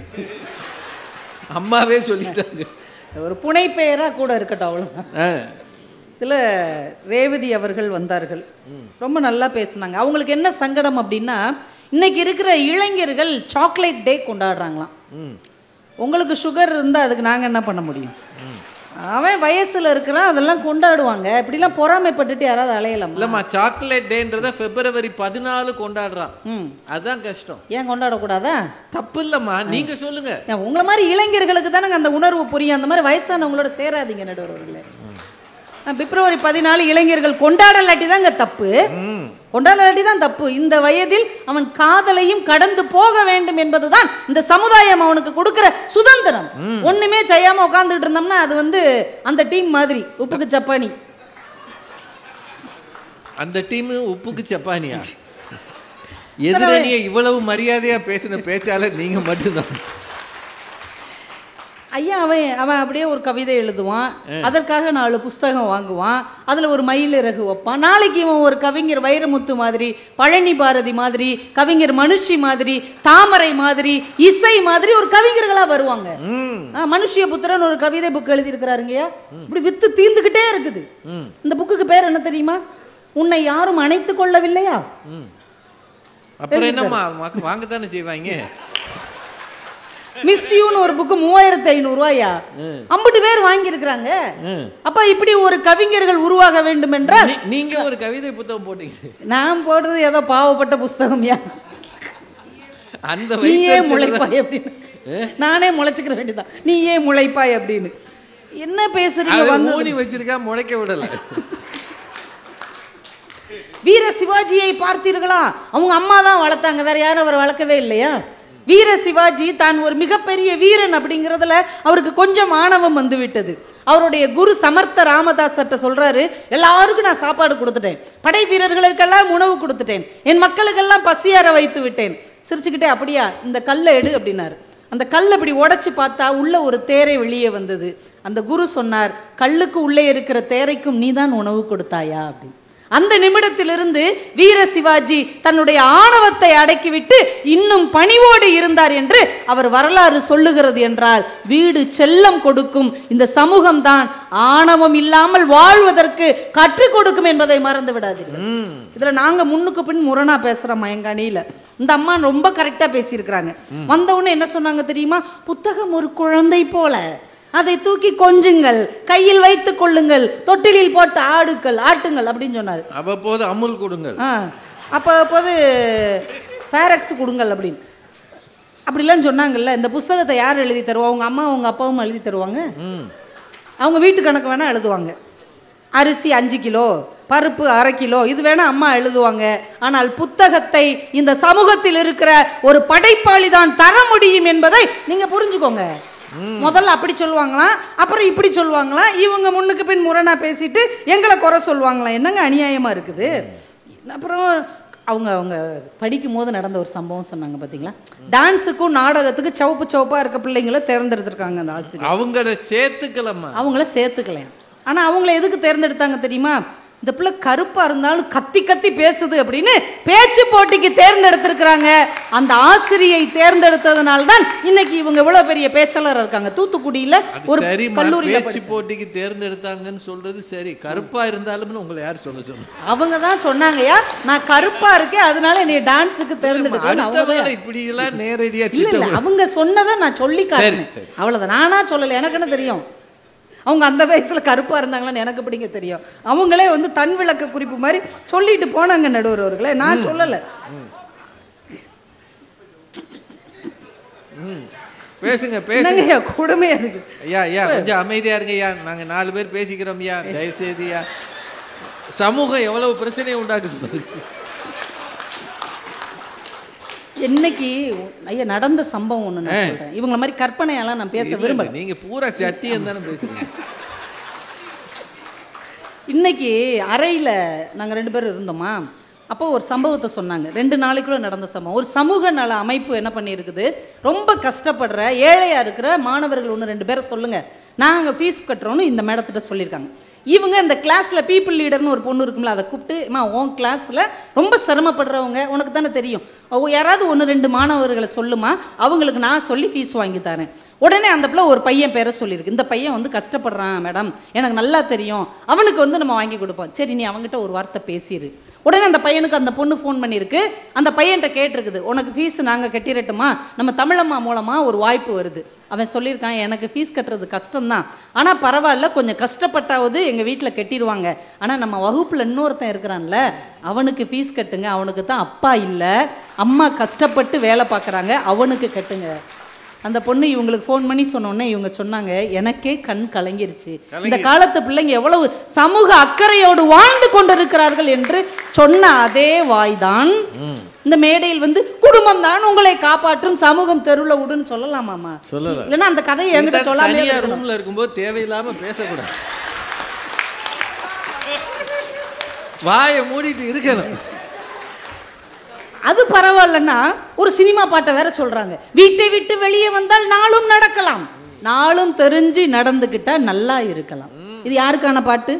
இந்த சமூகம் நான்கையும் தரும், நான்கையும் எவன் ஒருவன் கற்றுக்கொள்கிறானோ அவன் தான் நல்ல இளைஞனாக இருக்க முடியும் என்று இந்த சமூகம் தானே கற்றுக் கொடுத்திருக்கிறது. என்னம்மா கோல வெறியோட பேசுறீங்க? இதுல எங்க ராஜ்குமார் சார்லாம் நல்ல மனிதர், நல்ல ஆசிரியர், இங்க வந்தாதான் பேசுவார், வீட்டுல பேசவே மாட்டார். நீங்களே சொன்னீங்களே, முடியாது. இங்கதான் எல்லாம் கைத்தட்ட வச்சு பேசுவாரு, அங்க அப்படி கையை கட்டிக்கிட்டே உட்காந்துருப்பாரு. ஏன்னா அவங்க வீட்டுல யாரும் இவர் பேச்சை கேட்பதே இல்லை. ஆனா ஒவ்வொரு மார்ச் மாசம் வரும்போது என்கிட்ட சொல்லுவாருங்கய்யா, இந்த மார்ச் மாதம் வந்தாலே எனக்கு படபடப்பா இருக்கு, படப்பிடிப்பா இருக்கும்பாரு. ஏன் சார் அப்படின்னா, பிள்ளைங்க பாஸ் ஆகணும்ல, பிள்ளைங்க நல்ல மார்க் எடுக்கணும்ல. எனக்கு ரொம்ப ஆச்சரியம், உங்க பிள்ளைங்க பள்ளிக்கூடம் முடிச்சு சில வருடங்கள் ஆயிடுச்சு, இன்னும் எந்த பிள்ளைகளை சொல்றீங்கன்னு கேட்டபோது அவர் சொன்னார், என்கிட்ட படிக்கிற 40 பிள்ளைங்களும் நல்ல மார்க் எடுக்கணும்ல, எனக்கு அவங்களுக்காக நான் சாமி கும்பிடுறேன். இல்லாட்டி அவங்க ஹெட் மாஸ்டர் திட்டுவார்ல. அதுக்காக இல்லை சார், எல்லா பிள்ளைகளையும் உலகத்திலேயேங்க யாரோ பெத்த பிள்ளையை தன் பிள்ளை என்று நேசிக்கிற ஒரே இனம் ஆசிரியர் இனம் மட்டும்தானங்க. இந்த ஆசிரியர் இனம் சமூகத்துல தானே இருக்கிறாங்க. அவங்கள வச்சுக்கிட்டு நீங்க வந்து இப்படி எல்லாம் பேசுறீங்கன்னா எவ்வளவு அதிர்ச்சியாக இருக்கிறது. வீரமுத்துவேல் ஐயாவை பத்தி சொன்ன உடனே இந்த ஊர்க்காரங்க பூரா கை தட்டுறாங்க. தட்டினாங்கல்ல, ஏன் தட்டினாங்க? அவங்க குடும்பம் தானே தட்டணும். ஆனால் ஏன் விழுப்புரமே தட்டுகிறது? ஒரு வீரமுத்துவேல் ஜெயித்தால் எங்கள் விழுப்புரம் மாவட்டமே ஜெயித்ததற்கான அர்த்தம், எங்கள் தமிழ்நாடு ஜெயித்ததாக அர்த்தம், எங்கள் தேசம் ஜெயித்ததாக அர்த்தம். அதான் நாங்க இந்த சமூகம் அதைத்தானே வெளியே கொண்டு வருகிறது. பிரக்ஞானந்தோடைய அம்மா பிரார்த்தனை பண்ணிக்கொண்டே இருந்தார்கள். ஒரு அம்மா தன் பிள்ளை ஜெயிக்க வேண்டும் என்று பிரார்த்தனை பண்ணுகிறார்கள் என்றால் அதில் ஒரு சின்ன எதிர்பார்ப்பு இருக்கும். என் பையன் நல்லா வந்துட்டோம்னா என் குடும்பம் நல்லா இருக்கும், எனக்கு ஒரு வீடு கட்டி கொடுப்பான், ஒரு கார் வாங்கி கொடுப்பான், நாம நல்லா இருக்கலாம். ஆனால் அதே நேரம் இந்திய தேசமே அந்த பையனுக்காக பிரார்த்தனை செய்தது, இவன் மூலமாக எங்கள் தேசம் ஒரு படி உயர வேண்டும் இந்த விளையாட்டில் நாங்கெல்லாம் பிரார்த்தனை பண்ணமே. அதுக்கு என்ன காரணம்? அவன் நமக்கு வந்து வாங்கி ஏதாவது சம்பளம் தரப்போறான்னா அந்த கோப்பையை நம்ம கண்ணில் அந்த பிள்ளை வந்து காட்ட போகுதா? இல்லை, கேட்க மாட்டோம். யார் ஏதோ எங்க நாட்டில் எந்த பிள்ளை ஜெயித்தாலும் அது எங்களுடைய பிள்ளை என்று நினைக்கிற எண்ணம் இந்த சமுதாயத்தின் குணம் என்பதை தயவு செய்து நீங்கள் புரிந்து கொள்ள வேண்டும். நூலகம்லாம் வீட்டில் இருக்குதாங்க. இந்த புத்தக கண்காட்சியிலேயே 1-2 புத்தகம் அம்மா அப்பா வாங்கி தருவாங்க. ஆனால் அதை சின்ன நூலகம் தான் நீங்க வைக்க முடியும். எல்லா புத்தகங்களும் கிடைக்கிற இடம் இந்த சமூகம் தானே. அம்பேத்கர் என்கின்ற ஒரு மாபெரும் சட்ட மேதை இந்த மண்ணில் வளர்ந்தார் என்றால் அதற்கு அடிப்படை வேர் நூலகமாகத்தானே இருந்தது. அது எந்த வீட்டில் இருக்குது? நூலகத்துக்குன்னு ஒரு அறை எங்கேயாவது இருக்கா? பூஜைக்கு அறை இருக்கு, சமையலுக்கு அறை இருக்கு, வரவேற்பறை இருக்கிறது, படிப்பதற்கென்று பிள்ளைகளின் புத்தக வாசிப்பை ஊக்குவிப்பதற்கென்று எந்த வீட்டிலேயாவது அறை இல்லை. ஆனால் இந்த சமூகம் தான் நம் வீட்டு பிள்ளைகளுக்காக நூலகத்தை வடிவமைத்து கொடுத்திருக்கிறது என்பதை மறந்து விடாதீர்கள். அந்த பொண்ணு நந்தினியை பத்தி மாத்தி மாத்தி பேசுறாங்க. ராஜ்குமார் சாரு ஊன்னு பயங்கரமா கவிதையெல்லாம் சொல்லி சொன்னார். அந்த பிள்ளை 600க்கு 600 எடுத்துச்சுல்ல. அதுக்கப்புறம் என்ன நடந்ததுன்னு உங்களுக்கு தெரியுமா? தெரியாது. பரீட்சையில அடுத்த கட்டம் இருக்கு இல்லையா, கல்லூரி படிப்பு. பிஎஸ்ஜி கல்லூரி கோயம்புத்தூர்ல, அது மிகப்பெரிய கல்லூரி. அங்க அந்த பொண்ணு படிக்கிறதுக்கு சேர்ந்துருக்குது. பிகாம் ப்ரொஃபஷனல் அக்கௌண்டிங் சேர்ந்துருக்குது. பிஎஸ்ஜி காலேஜ் கோயம்புத்தூர்னா அது எவ்வளவு செலவாகும், ஹாஸ்டல் ஃபீஸ் எவ்வளவு ஆகும், அவங்க அப்பா கூலி தொழிலாளின்னு அவர் தான் சொன்னார். இப்போ அந்த பிள்ளை அங்கே போய் எப்படி சேர்ந்துச்சு? அந்த கல்லூரி தானாகவே முன் வந்து ஒரு ஏழை குடும்பத்தில் ஒரு பெண் இவ்வளவு பெரிய சாதனையை செய்திருக்கிறாள், இனிமே அவங்க கஷ்டப்படக்கூடாதுன்னு அவ ஃபீஸ்ல இருந்து, ஹாஸ்டல் ஃபீஸ்ல இருந்து எல்லா செலவையும் அந்த கல்லூரி ஸ்டேட் ஃபர்ஸ்ட் வாங்கினா கவர்மெண்டே பணம் கொடுக்குமா? கொடுக்குறாங்கல்ல. எத்தனை பேர் அந்த வீட்டுக்கு போய் போய் எல்லாம் வைரமுத்து ஐயா தங்க பேனா கொடுத்தாரியா? முதல்வர் எவ்வளவு பெரிய பரிசு கொடுத்தார். நம்ம விஜய் அண்ணா வைர நெக்லஸ் கொடுத்தாருங்கய்யா அந்த பொண்ணுக்கு. இன்னும் தொடங்கவே இல்லைம்மா. இல்ல பட்டிமன்றத்தை சொல்லல, அதுக்குள்ள கொள்கை பரப்ப ஆரம்பிச்சிட்டீங்க. அடுத்தது அப்படி இல்லைங்கய்யா, ஊரே போய் கொண்டாடுது இல்லையா? கொண்டாடுதுமா, எல்லாரும் கொண்டாடுறாங்க. எந்த எதிர்பார்ப்பும் இல்லாமல் இந்த சமூகம் தானே அவர்களை கொண்டாடுகிறது. சார், குடும்பத்துக்கு எதிர்பார்ப்புன்னு ஒண்ணு இருக்கும், சுயநலம்னு ஒண்ணு இருக்கும். ஆனால் எந்த எதிர்பார்ப்பும் சுயநலமும் இல்லாமல் இந்த இளைஞர்களின் முன்னேற்றத்தை கொண்டாடுவது இந்த சமுதாயமாகத்தான் இருக்கிறது என்பதை நீங்கள் மறந்து விடக்கூடாது. எவ்வளவு விஷயங்கள் இருக்கிறது. வீட்டில் அவங்க நமக்கு என்ன கற்றுக் கொடுப்பாங்க? சாப்பாடு கொடுப்பாங்க, நம்முடைய உடல் நலத்தை பாதுகாப்பார்கள், அன்பை கொடுப்பார்கள், அக்கறையை கொடுப்பார்கள், பாசத்தை கொடுப்பார்கள். நாங்கள் குறைய சொல்லலையே. அம்மா அப்பா மாதிரி பாசம் கொடுப்பவர்கள் இந்த உலகத்தில் யாரும் கிடையாது. ஆனால் முன்னேற்றம் கொடுப்பது சமுதாயமாகத்தான் இருக்க முடியும். வேலை நீங்களே கொடுப்பீங்களா உங்க பிள்ளைகளுக்கு? படிப்பு நீங்களே கொடுத்துருவீங்களா? அனுபவம் என்கின்ற ஒரு மிகப்பெரிய வாழ்க்கையின் அடையாளத்தை இந்த சமுதாயம் தானே கொடுக்க முடியும். யோசிச்சு பாருங்க, இந்த நாட்டில் நடக்கிற ஒவ்வொரு விஷயமும் நமக்குள்ளே ஒரு மலர்ச்சியை ஏற்படுத்துகிறது இல்லையா? ஒரு கவிதைங்க, அமுத பாரதின்னு ஒருத்தர் ஹைக்கு ரொம்ப நல்லா எழுதுவார். அவர் புத்தகம் இருந்து அவங்க பிள்ளைங்களுக்கு வாங்கி கொடுங்க. 3 வரியில எழுதுறார். இந்த கவிதையை படிச்ச எந்த ஒரு இளைஞனின் மனசுக்குள்ளேயும் ஒரு சின்ன மலர்ச்சி ஏற்படத்தான் செய்யும். என்ன கவிதை தெரியுமா? சின்ன கவிதை. கவனியுங்கள், நத்தை கூட சுவடு பதிக்கிறது.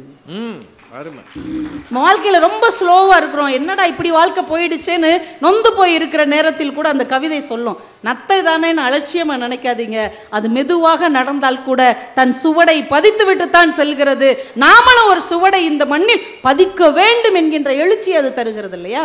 வண்ணதாசன் ஒரு கவிதை எழுதினாருங்க. எல்லாரும் இந்த வருஷம் 1ஆம் தேதி ஸ்டேட்டஸ்ல வச்சிருந்தாங்க. இப்போது கூட எதுவும் கடந்து போய்விடவில்லை, இந்த இடத்தில் தொடங்கினால் கூட மிகப்பெரிய உயரங்களை நீ தொட்டுவிடலாம் என்று எழுதியிருந்தார். வாழ்க்கையில் எவ்வளவுத்தே தொலைச்சிட்டோம். ஆனால் இன்னைக்கு நீங்க முடிவெடுத்தால் கூட, இன்றைக்கு நீங்கள் முயற்சி செய்தால் கூட மிகப்பெரிய உயரங்களை தொட முடியும் என்று நமக்கு உத்வேகம் தருவது இந்த சமுதாயத்தின் கவிதைகள், சிறுகதைகள், இங்கே உள்ள வாழ்வியல் அமைப்பு என்பதை சொல்லி, நடுவர் அவர்களே, வீடு ஒரு தொட்டி செடியை வேணா வளர்க்கும். சின்ன ரோஜா செடியை நீங்க வீட்டு வாசல்ல வச்சு வளர்க்க முடியும். ஆனால் ஒரு ஆலமரத்தை, ஒரு விருட்சத்தை, ஒரு பனை மரத்தை, ஒரு தென்னை மரத்தை வீட்டுக்குள் வைத்து வளர்க்க முடியாது.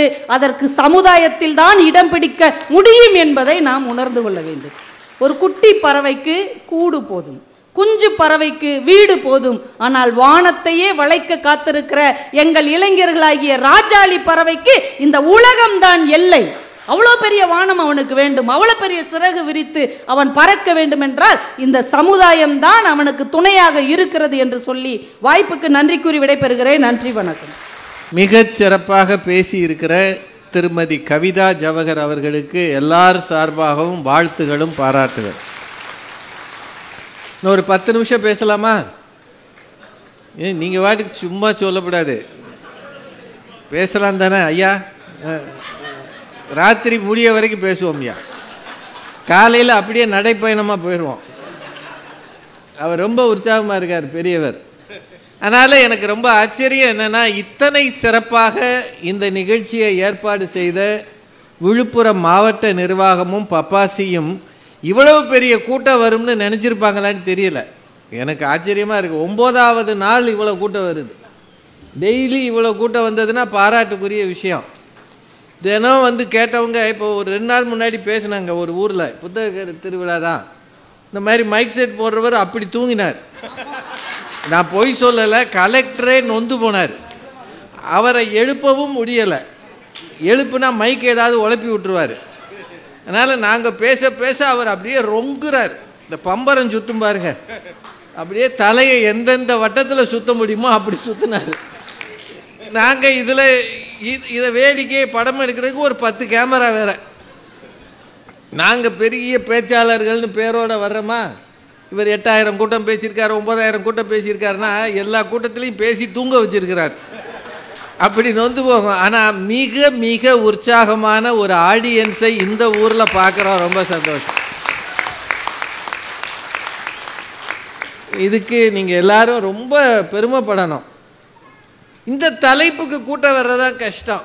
இப்போ இதே குடும்ப தலைப்பு போட்டால் வரும், ஆன்மீக தலைப்பு போட்டால் அதுக்குன்னு தனி பக்தி பூர்வமாக வரும். இளைஞர்களை பற்றி போட்டால் இளைஞர்கள் வரமாட்டான். அவனை தவிர எல்லாம் வந்திருக்கீங்க பாருங்க. சில சின்ன பையலுக்கு வந்திருப்பாங்க. அவன் அவங்க அம்மா அப்பா எப்போ போவோம், இருறா அவர் முடிக்கிட்டு இருந்தால் முடிக்க மாட்டான். பசிக்குதுமா, எனக்கும் பசிக்கும்ல, வாமா, நீ வேற வெட்டியா, உன்னை இனிமே எங்கேயாவது நீ கூப்பிடு, நான் வரவே மாட்டேன். இன்னைக்கே சத்தியம் பண்ணுவா, இனிமே நீ எங்கேயாவது கூப்பிடு, நான் வந்தேன்னா என் பேரை மாற்றிக்க. இப்படி பயலையும் சேர்த்து அழைச்சிக்கிட்டு வந்து அவனுக்கு சமாதானம் சொல்லி முடிச்சிருவாரா? கொஞ்ச நேரம்டா, டேய் 4 நல்ல விஷயம் கேட்கணும்டா. இவர் நல்லதா பேசுகிறாரு, என்னென்னமோ பேசுகிறாரு, எனக்கு ஒன்றுமே புரிய மாட்டேங்குது. I can't understand. இப்படி பயல்களை தட்டி தூக்கிட்டு வந்து உட்கார வைக்கிறது இருக்கு பாருங்க, இது யாருங்க செய்கிறது? யார் செய்கிறது? அம்மா அப்பா தானே. எனக்கு தெரிய நீங்கள் திருக்கோயில்களுக்கு அழைத்து கொண்டு போவது பெருமை, அவர்களுக்குள்ள ஒழுக்கமும் பக்தியும் வளரும். ஆனால் புத்தக திருவிழாவுக்கு அழைத்து வருகிற பெற்றோர்கள் இருக்கிறீர்களே, நீங்கள் தான் அறிவுலகத்தின் கதவுகளை திறக்கிற ஆசான்களாக இருக்கிறீர்கள். அதற்காக அந்த பெற்றோருக்கு பிள்ளைகளை கூட்டிகிட்டு வாங்க, அவனுக்கு புரியலைனாலும் இருக்கட்டும், நொய் நொயின்னு கத்தினாலும் வச்சிருங்க. சினிமாவில் போனாலும் அவன் என்னத்தையோ பார்க்குறான், இங்கே இருக்கிறதுக்கு பாதி அவனுக்கு தெரியாது, கேட்காது, புரியாது. ஆனாலும் அந்த இடத்துல இருக்கிறான்றதே நல்ல விஷயம் தானே. நல்ல காற்றை சுவாசிப்பதற்கு ஒரு சூழல் அமைவது போல நல்ல செய்திகளை கேட்பதற்கான சூழலை அமைத்து தருவது இந்த சமுதாயம்தான் என்று சொன்னார்கள் கவிதா ஜவஹர் அவர்கள். அப்படின்னா இளைஞர்களின் முன்னேற்றத்திற்கு சமுதாயமே அப்படின்னு சொல்லிடலாமா? என்னங்க, எனக்கு நடுவர் அவர் தான். நாங்க உலகத்துல யார் யாரை சமாளிக்கிறோம், அத்தனை பேர் சார்பாக ஒருத்தர் பதில் சொல்றார். குடும்பத்தை அவ்வளவு சாதாரணமா தள்ள முடியாதுயா. நான் பேசிக்கிறேன், கொஞ்சம் முன் வரிசையில் இருந்து, இல்லை நீங்கள் கொஞ்சம் ஓரமாக உட்காருங்க ஐயா, இன்னும் ஒரு 10 நிமிஷம் எனக்காக உங்கள் சேரை எடுத்துகிட்டு போய் அந்த காரில் கூட உட்காருங்க. இல்லை, அவர் ரொம்ப பெரியவர், ஆனால் ஓவர் உற்சாகமாக இருக்கார். அவர் என் கூட பேசிக்கிட்டே இருந்தாருன்னா தீர்ப்பு சொல்ல முடியாது, இல்லாட்டி அவரை உட்கார வச்சு தீர்ப்பு சொல்லலாம். நல்ல மனுஷன்தான், ரொம்ப உற்சாகமாக இருக்கார், பல வகை கஷ்டங்களில் வந்திருக்கிறார். குடும்பம் அப்படின்றது ஒவ்வொருவரது வளர்ச்சியிலும் பெரிய பங்கு வகிக்கிறது. இவங்க 2 பேர் சொன்னாங்களே, அது தப்பா? விட்டுருங்க ஐயா, அமைதியா இருங்க ஐயா, மன்னிக்கணும் உங்களுக்கு, அப்படியே விட்டுருங்க. இவர் நல்லா சொன்னார், ஒரு குழந்தை கருவிலே உருவாகும் போதே அதற்கு ஞானத்தை கற்றுத்தர வேண்டும். பிரகலாதன் கதையை படிச்சீங்கன்னா, பிரகலாதனுடைய தாய் கருவில் இருக்கும் போதே அந்த குழந்தைக்கு பக்தி மார்க்கத்தை கற்றுத்தந்தாள். இது கதைன்னு கூட நீங்க சில பேர் சொல்லலாம். ஆனா நாம வாழுகிற காலத்துல மிகச்சிறந்த கர்நாடக சங்கீத வித்வான் பாடகர் பாலமுரளி கிருஷ்ணான்னு ஒருத்தர் இருந்தார், கேள்விப்பட்டிருக்கீங்களா? ஒரு நாள் போதுமா, இன்றொரு நாள் போதுமா, நான் பாட இன்றொரு நாள் போதுமான்ற ஒரு பாட்டு திருவிளையாடல்ல பாடியவர் பாலமுரளி கிருஷ்ணா. தங்க ரதம் வந்தது வீதியிலே, இந்த பாட்டெல்லாம் கேட்டு பாருங்க, இனிமையான இசை. சின்னக்கண்ணன் அழைக்கிறான், இளையராஜா மியூசிக்ல, அவ்வளவு ரொம்ப பெரிய பாடகர். அவர் பிறவியிலேயே கலைஞராக பிறந்தார். காரணங்கள்ல ஒன்று என்ன சொல்றாங்க, அவங்க அம்மாவுக்கு வீணை வாசிக்க தெரியுமாம். கருவில் இந்த குழந்தை இருக்கும்போது வயிறு பெருசா இருக்கும், வீணை வாசிக்கணும்னா அது வயிற்று பக்கத்தில் தான் வச்சு வாசிக்கணும். வீணை வாசிக்கிறது ஒன்றும் எளிமையானதல்ல, கடினமானது. ஆனாலும் அவங்க தாய் தினசரி வீணை வாசிப்பாங்களாம். அப்போ கூட இருக்கிறவங்களாம் சொல்லுவாங்களா, இத்தனை சிரமப்பட்டு எதுக்கு நீ வீணை வாசிக்கிற, தேவையா இது, இந்த நேரம் ஓய்வு எடுக்கணும்னு சொல்லும்போது அவங்க அம்மா சொல்லுவாங்களாம், நான் எனக்காகவோ உனக்காகவோ வாசிப்பதில்லை, வயிற்றில் இருக்கிற இந்த குழந்தைக்கு இசையை கற்றுத்தருகிறேன். அப்படின்னா ஒரு தாயினுடைய பங்கு பிள்ளையை உருவாக்குவதில் எவ்வளவு பெரிது. அவர் வளர்ந்து வரும்போது புதிய புதிய மேடகர்த்தா ராகங்களை உருவாக்கினார், இசை உலகத்தில் பெரும் புரட்சியை உருவாக்கினார். அதிசய ராகம் ஆனந்த ராகம்னு ஒரு பாட்டு கேட்டுருக்கீங்களா? அபூர்வ ராகங்கள் படத்தில். அந்த பாட்டை எம்எஸ் விஸ்வநாதன் அதுக்கு மியூசிக் போடும் முன்னாடி புது ராகம் எனக்கு வேணும், ஏன்னா அபூர்வ ராகம்ன்ற தலைப்பு இருக்கு, இதுவரைக்கும் இல்லாத ஒரு ராகம் வேணும்னு பாலமுரளி கிருஷ்ணா கேட்டாராம். பாலமுரளி கிருஷ்ணா புதிய ராகம், அது மகத்தின்னு நினைக்கிறேன், ராகத்தை உருவாக்கி அந்த ராகத்தில் உருவான பாடல் தான் ஜேசுதாஸ் பாடிய அதிசய ராகம், ஆனந்த ராகம், அழகிய ராகம், அபூர்வ ராகம். ஏன்னா கிரியேட்டர், உருவாக்குகிறவர், உலக புகழ் பெற்றவர், பெரும் விருதுகள் வாங்கியவர். சமூகம்தான் தந்தது என்றாலும் கருவிலே உருவாக்கி தந்தது தாய் என்பதால் குடும்பம் தானே. என்னங்க அது உண்மைதானுங்க? எனக்கொரு மகன் பிறப்பான், அவன் என்னைப் போலவே இருப்பான், தனக்கொரு பாதை வகுக்காமல் என் தலைவன் வழியிலே நடப்பான். இப்படி ஒரு எம்ஜிஆர் பாட்டு கேட்டிருக்கீங்களா? இப்போ சின்ன வயதிலேயே பெற்றோர் என் பிள்ளை இப்படி இருக்க வேண்டும், இன்னவாக வர வேண்டும் என்று தவம் இருக்கிறார்கள். தவம் இருந்தபடி அந்த பிள்ளையை வளர்க்கிறார்கள். ஒவ்வொரு நாளும் ஞானத்தை போதிக்கிறார்கள். ஆசிரியர்கள் சமூகத்தில் இருக்கிறாங்க. ஆனா முதல் ஆசிரியர் யார்? யார்? தாய். அதுதான் இவ்வளவு பேசுது. அம்மா சொல்லி கொடுத்தது தானே. டே இது சாமிடா, டே இது ஆனாடா, டே இது தாண்டா உன் பாட்டி, கை ரெண்டையும் கூப்பி சாமி கும்பிடு, இப்படி சாப்பிடு, இப்படி பல்லு விளக்கு, படுத்துக்கும் போது இந்த மாதிரி தலை வச்சு படுக்கணும்டா, இப்படித்தான் உடைகள் போட்டுக்கணும். நம்முடைய வாழ்க்கையில் நிறைவு காலம் வரை நாம் கடைபிடிக்கிற ஒழுக்க விதிகள் எல்லாம் அம்மா அப்பா கற்றுக் கொடுத்தது தானே. நான் இன்னைக்கு ட்ரெயினில் வரும்போது ஒரு பையனை பார்த்தேன். அந்த பையன் 7ஆம் கிளாஸ் படிக்கிறான். 700 திருக்குறள் அவனுக்கு மனப்பாடமாக தெரியுமா? 700, 700. என்னங்க இவ்வளோதான் அதுக்கு 700? 7 பேர் கைதட்டுறீங்க. அந்த பையன் என்கிட்ட வந்து அவ்வளோ அழகாக சொன்னான். திருமதி பாரதி பாஸ்கர் அவர்கள் டைம்ஸ் ஆஃப் இந்தியாவில் திருக்குறள் வித் டைம்ஸ்னு எழுதுகிறாங்க. நான் அதை தினம் வாரம் படிக்கிறேன். அவங்களுக்கு நான் நன்றி சொன்னேன்னு சொல்லுங்கன்னா. எனக்கு ரொம்ப சந்தோஷமாக இருந்தது. ஒரு 7ஆம் கிளாஸ் மதுரைக்கார பையன் ஆங்கில பத்திரிகையில் வருகிற திருக்குறளை வாசிக்கிறான்னா அதை எழுதுகிறவங்களுக்கும் பெருமை, இந்த பிள்ளைகளை பெற்ற பெற்றோருக்கும் பெருமை. அந்த இடத்துல அவங்க அம்மாட்ட கேட்டேன், எப்படிம்மான்னு.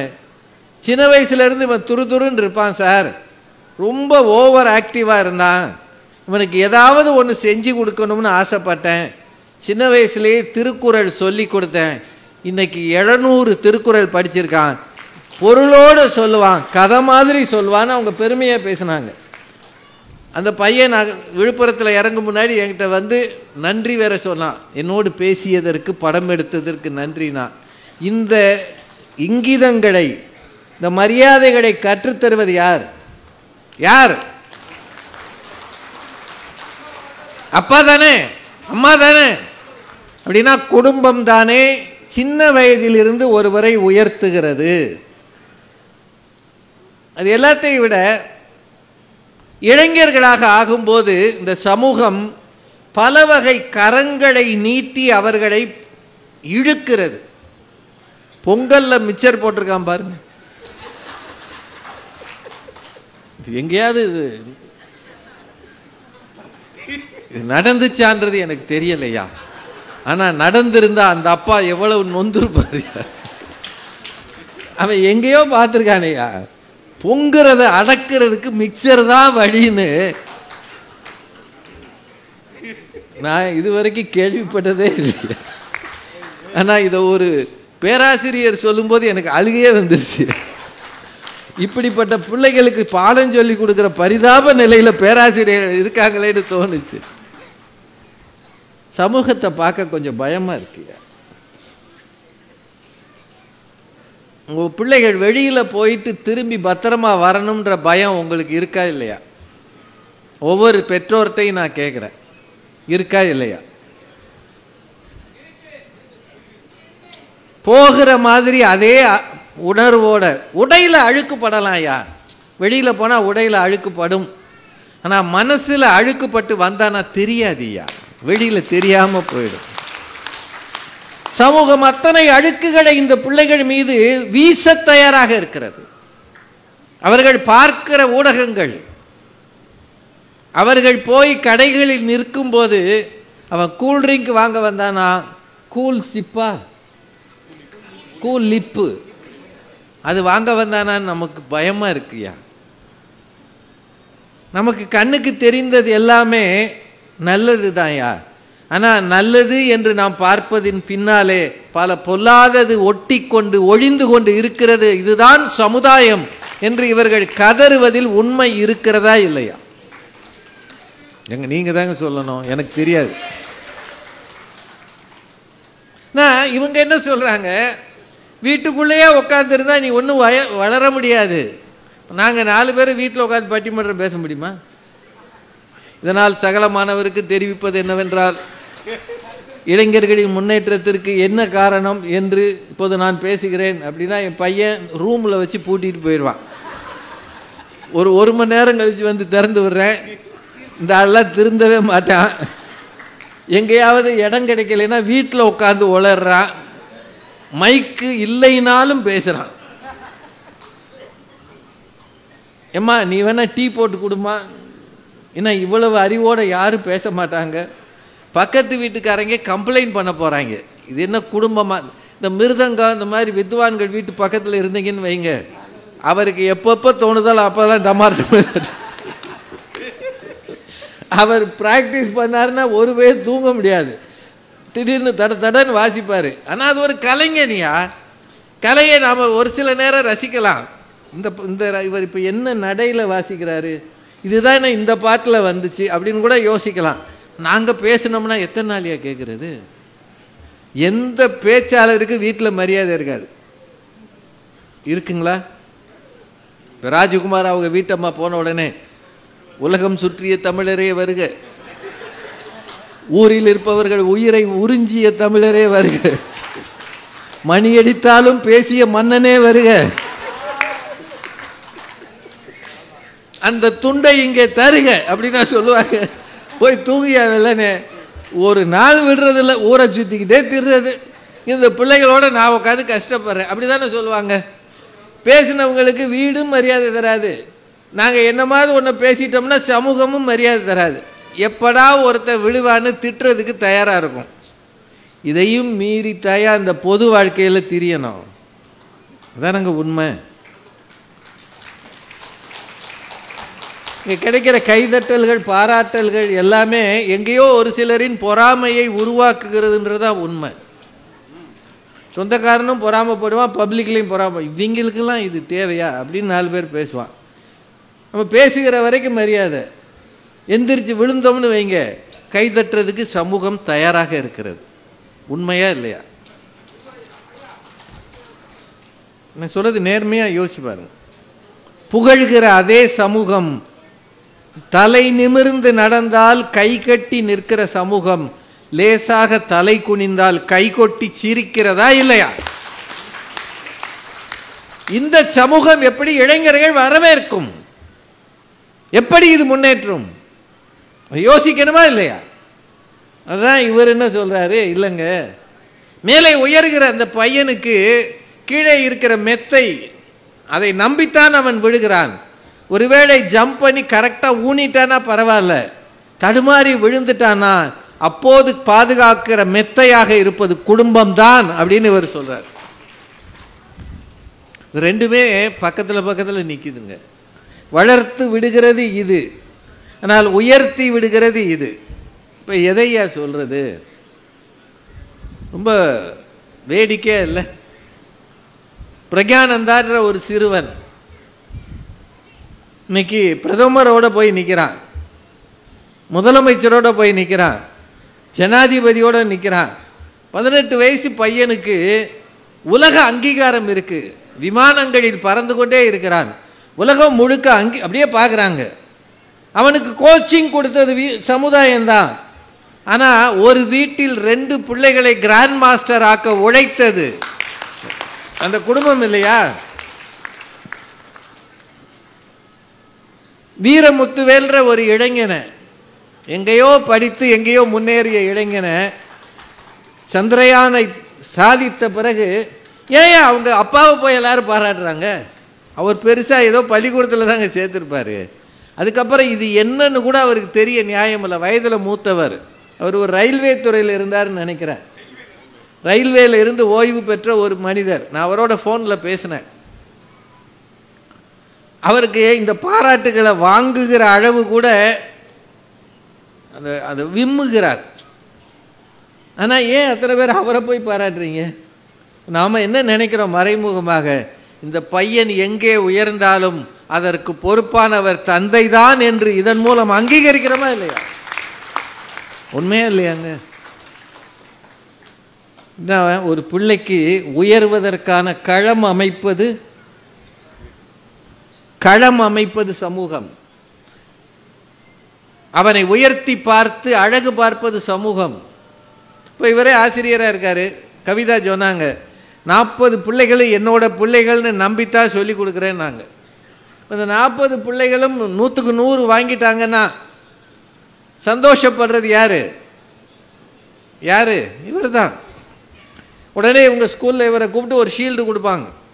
40 பிள்ளைகளை படிக்க வைத்த நல்லாசிரியரே வருக, நாயகனே வருக. ஆனால் 40ல் 1 தோத்து போச்சுன்னு வைங்க சார், பட்டிமன்றமே போனீங்கன்னா எவன் படிப்பான்?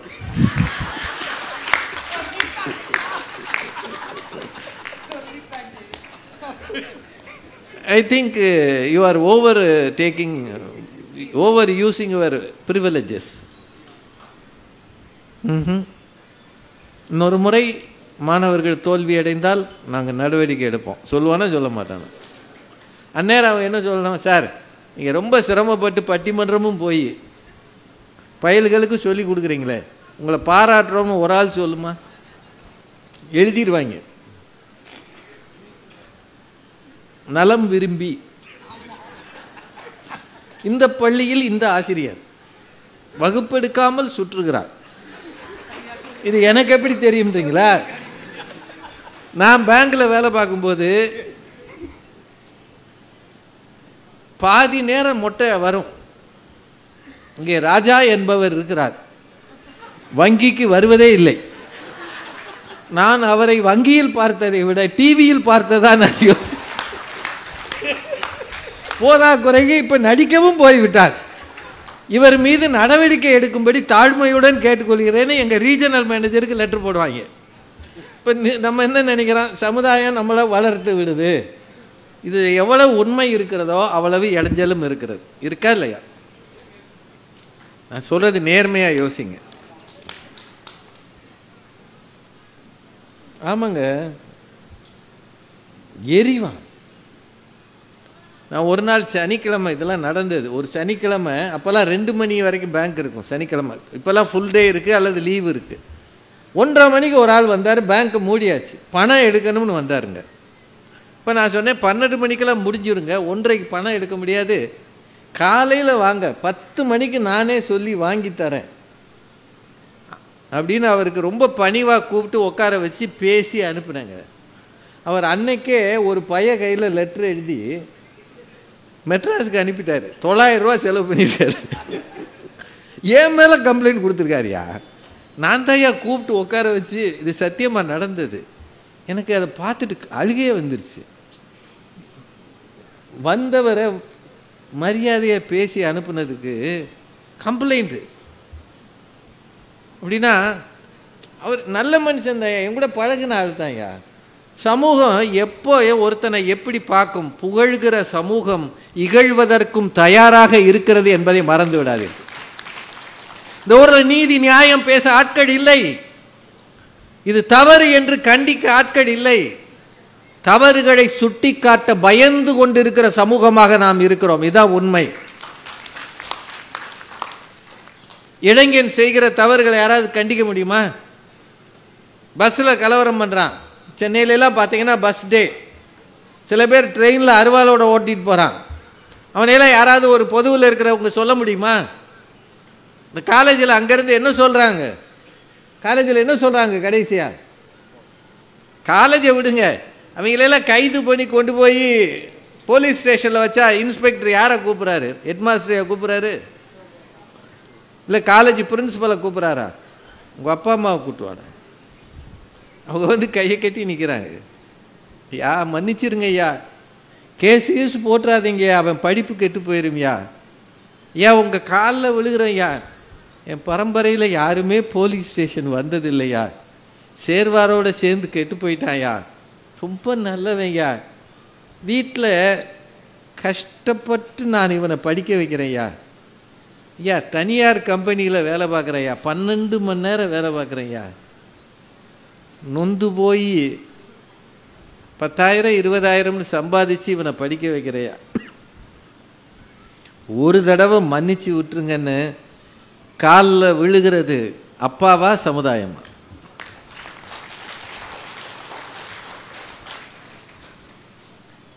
சொல்லுங்க.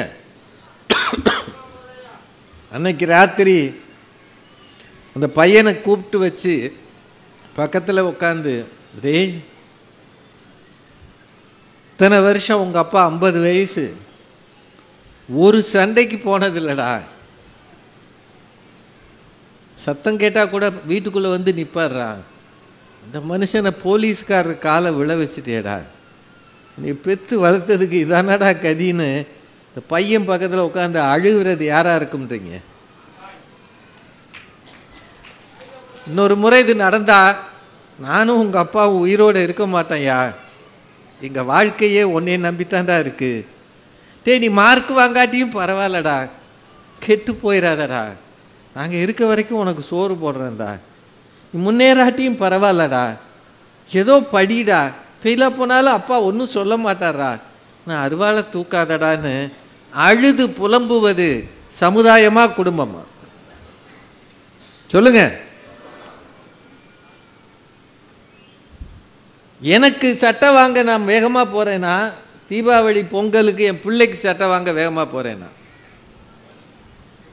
எனக்கு 100 ரூபா 150 ரூபாய்க்கு செருப்பு வாங்கினா என் பிள்ளைக்கு 2000 ரூபாய்க்கு ஷூ வாங்கி கொடுத்தாதான் அவன் கம்பீரமாக நடப்பான்னு ஒவ்வொரு தகப்பனும் நினைக்கிறானா இல்லையா? சார், இந்த சமுதாயம் களம் அமைத்து கொடுக்கிறது. இந்த களத்தில் 2ம் இருக்கிறது, முன்னேறுவதற்கான படிக்கட்டுகளும் இருக்கிறது, புதை குழியும் இருக்கிறது. சில பிள்ளைகள் முன்னேறுகிறார்கள், சில பிள்ளைகள் வீழ்ந்து போகிறார்கள். ஒரே ஒரு விஷயத்தை யோசிச்சு பாருங்க, தெருவில் தவறுகள் செய்கிறவர்கள், குற்றச் செயல்கள் புரிகிறவர்கள், அவர்களை பற்றிய சர்வே எடுத்தீங்கன்னா எல்லார்ட்டையும் ஒரே ஒரு விஷயம்தான் இருக்கும், அவர்களின் குடும்ப பின்னணி சரியில்லாமல் இருக்கும், பெற்றோர்கள் பிரிந்திருப்பார்கள் அல்லது பெற்றோர்கள் இல்லாத பிள்ளைகளாக இருப்பார்கள் என்பதுதான் உண்மை. அவர்கள்தான் குற்றச் செயல்கள் புரிகிறார்கள் என்பதுதான் சர்வேல சொல்கிற ரெக்கார்ட். அப்படின்னா அந்த சமூகம் வளர்த்து விடும்போதே நல்ல திசையிலும் வளர்க்கிறது, ரவுடிகளாகவும் வளர்க்கிறது. ஆனால் குடும்பம்தான் என் பிள்ளை ஒழுக்கமானவனாக, உயர்ந்த சிந்தனையாளனாக, மேலே மேலே போகிறவனாக, முன்னேறுகிறவனாக இருக்க வேண்டும் என்று ஆசைப்படுகிறது. வளர்க்க முடியவில்லை என்றாலும் அழுகிறது. எல்லாத்தையும் விட தோற்று போய் வருகிற பிள்ளைக்கு தோள் கொடுப்பது சமுதாயம் அல்ல, குடும்பம் மட்டும்தான். தோல்வியில் துவண்டு விடாதேடா, அப்பா இருக்கிறான்டா, இன்னும் 5 வருஷம் இருக்குடா ரிட்டையர்மெண்ட்டுக்கு, இல்லாட்டி பென்ஷனாவது வரும்டா, ஒருவேளை கஞ்சியாவது அப்பா தர்றேன்டா. தோல்வி தானடா, நான் பார்க்காததாடா. நம்ம சொந்தக்காரங்க எவனும் நம்மளை அங்கீகரிக்கலடா. நான் ஏதோ ஒரு கிளர்க்கு வேலை பார்த்து இந்த அளவுக்கு வந்துட்டேன், ஒரு வீட்டை கட்டிகிட்டு இருக்கேன், நான் இல்லாட்டி இந்த வீடு உனக்கு இருக்கும்டா, பொழைச்சிக்குவடான்னு அவனுக்காக பிரார்த்தனை செய்வது, அவனுக்காக பரிந்து பேசுவது, சமூகம் தருகிற வாய்ப்புகளை விட குடும்பம் தருகிற ஆறுதல் இருக்கு இல்லையா, அதுதான் தோல்வியுற்ற பிள்ளைகளுக்கும் தன்னம்பிக்கையும் தைரியமும் தருகிறது. ரொம்ப நெருக்கடியான தலைப்பு. இது இல்லாமல் இது இல்லை, இது இல்லாமல் இது இல்லை. பல குடும்பங்கள் சேர்ந்தது தான் சமூகம். ஆனால் சமூகத்துக்கு ஒரு தனி பொறுப்பு இல்லை, ஒரு தனி அக்கறை இல்லை, பாதிப்பும் இல்லை. 1000 பேர் அடிபட்டானா 1000 பேர் தானா அப்படின்னு சமூகம் பார்க்கும். என் பிள்ளையா என்று குடும்பம் பார்க்கும். அப்படின்னா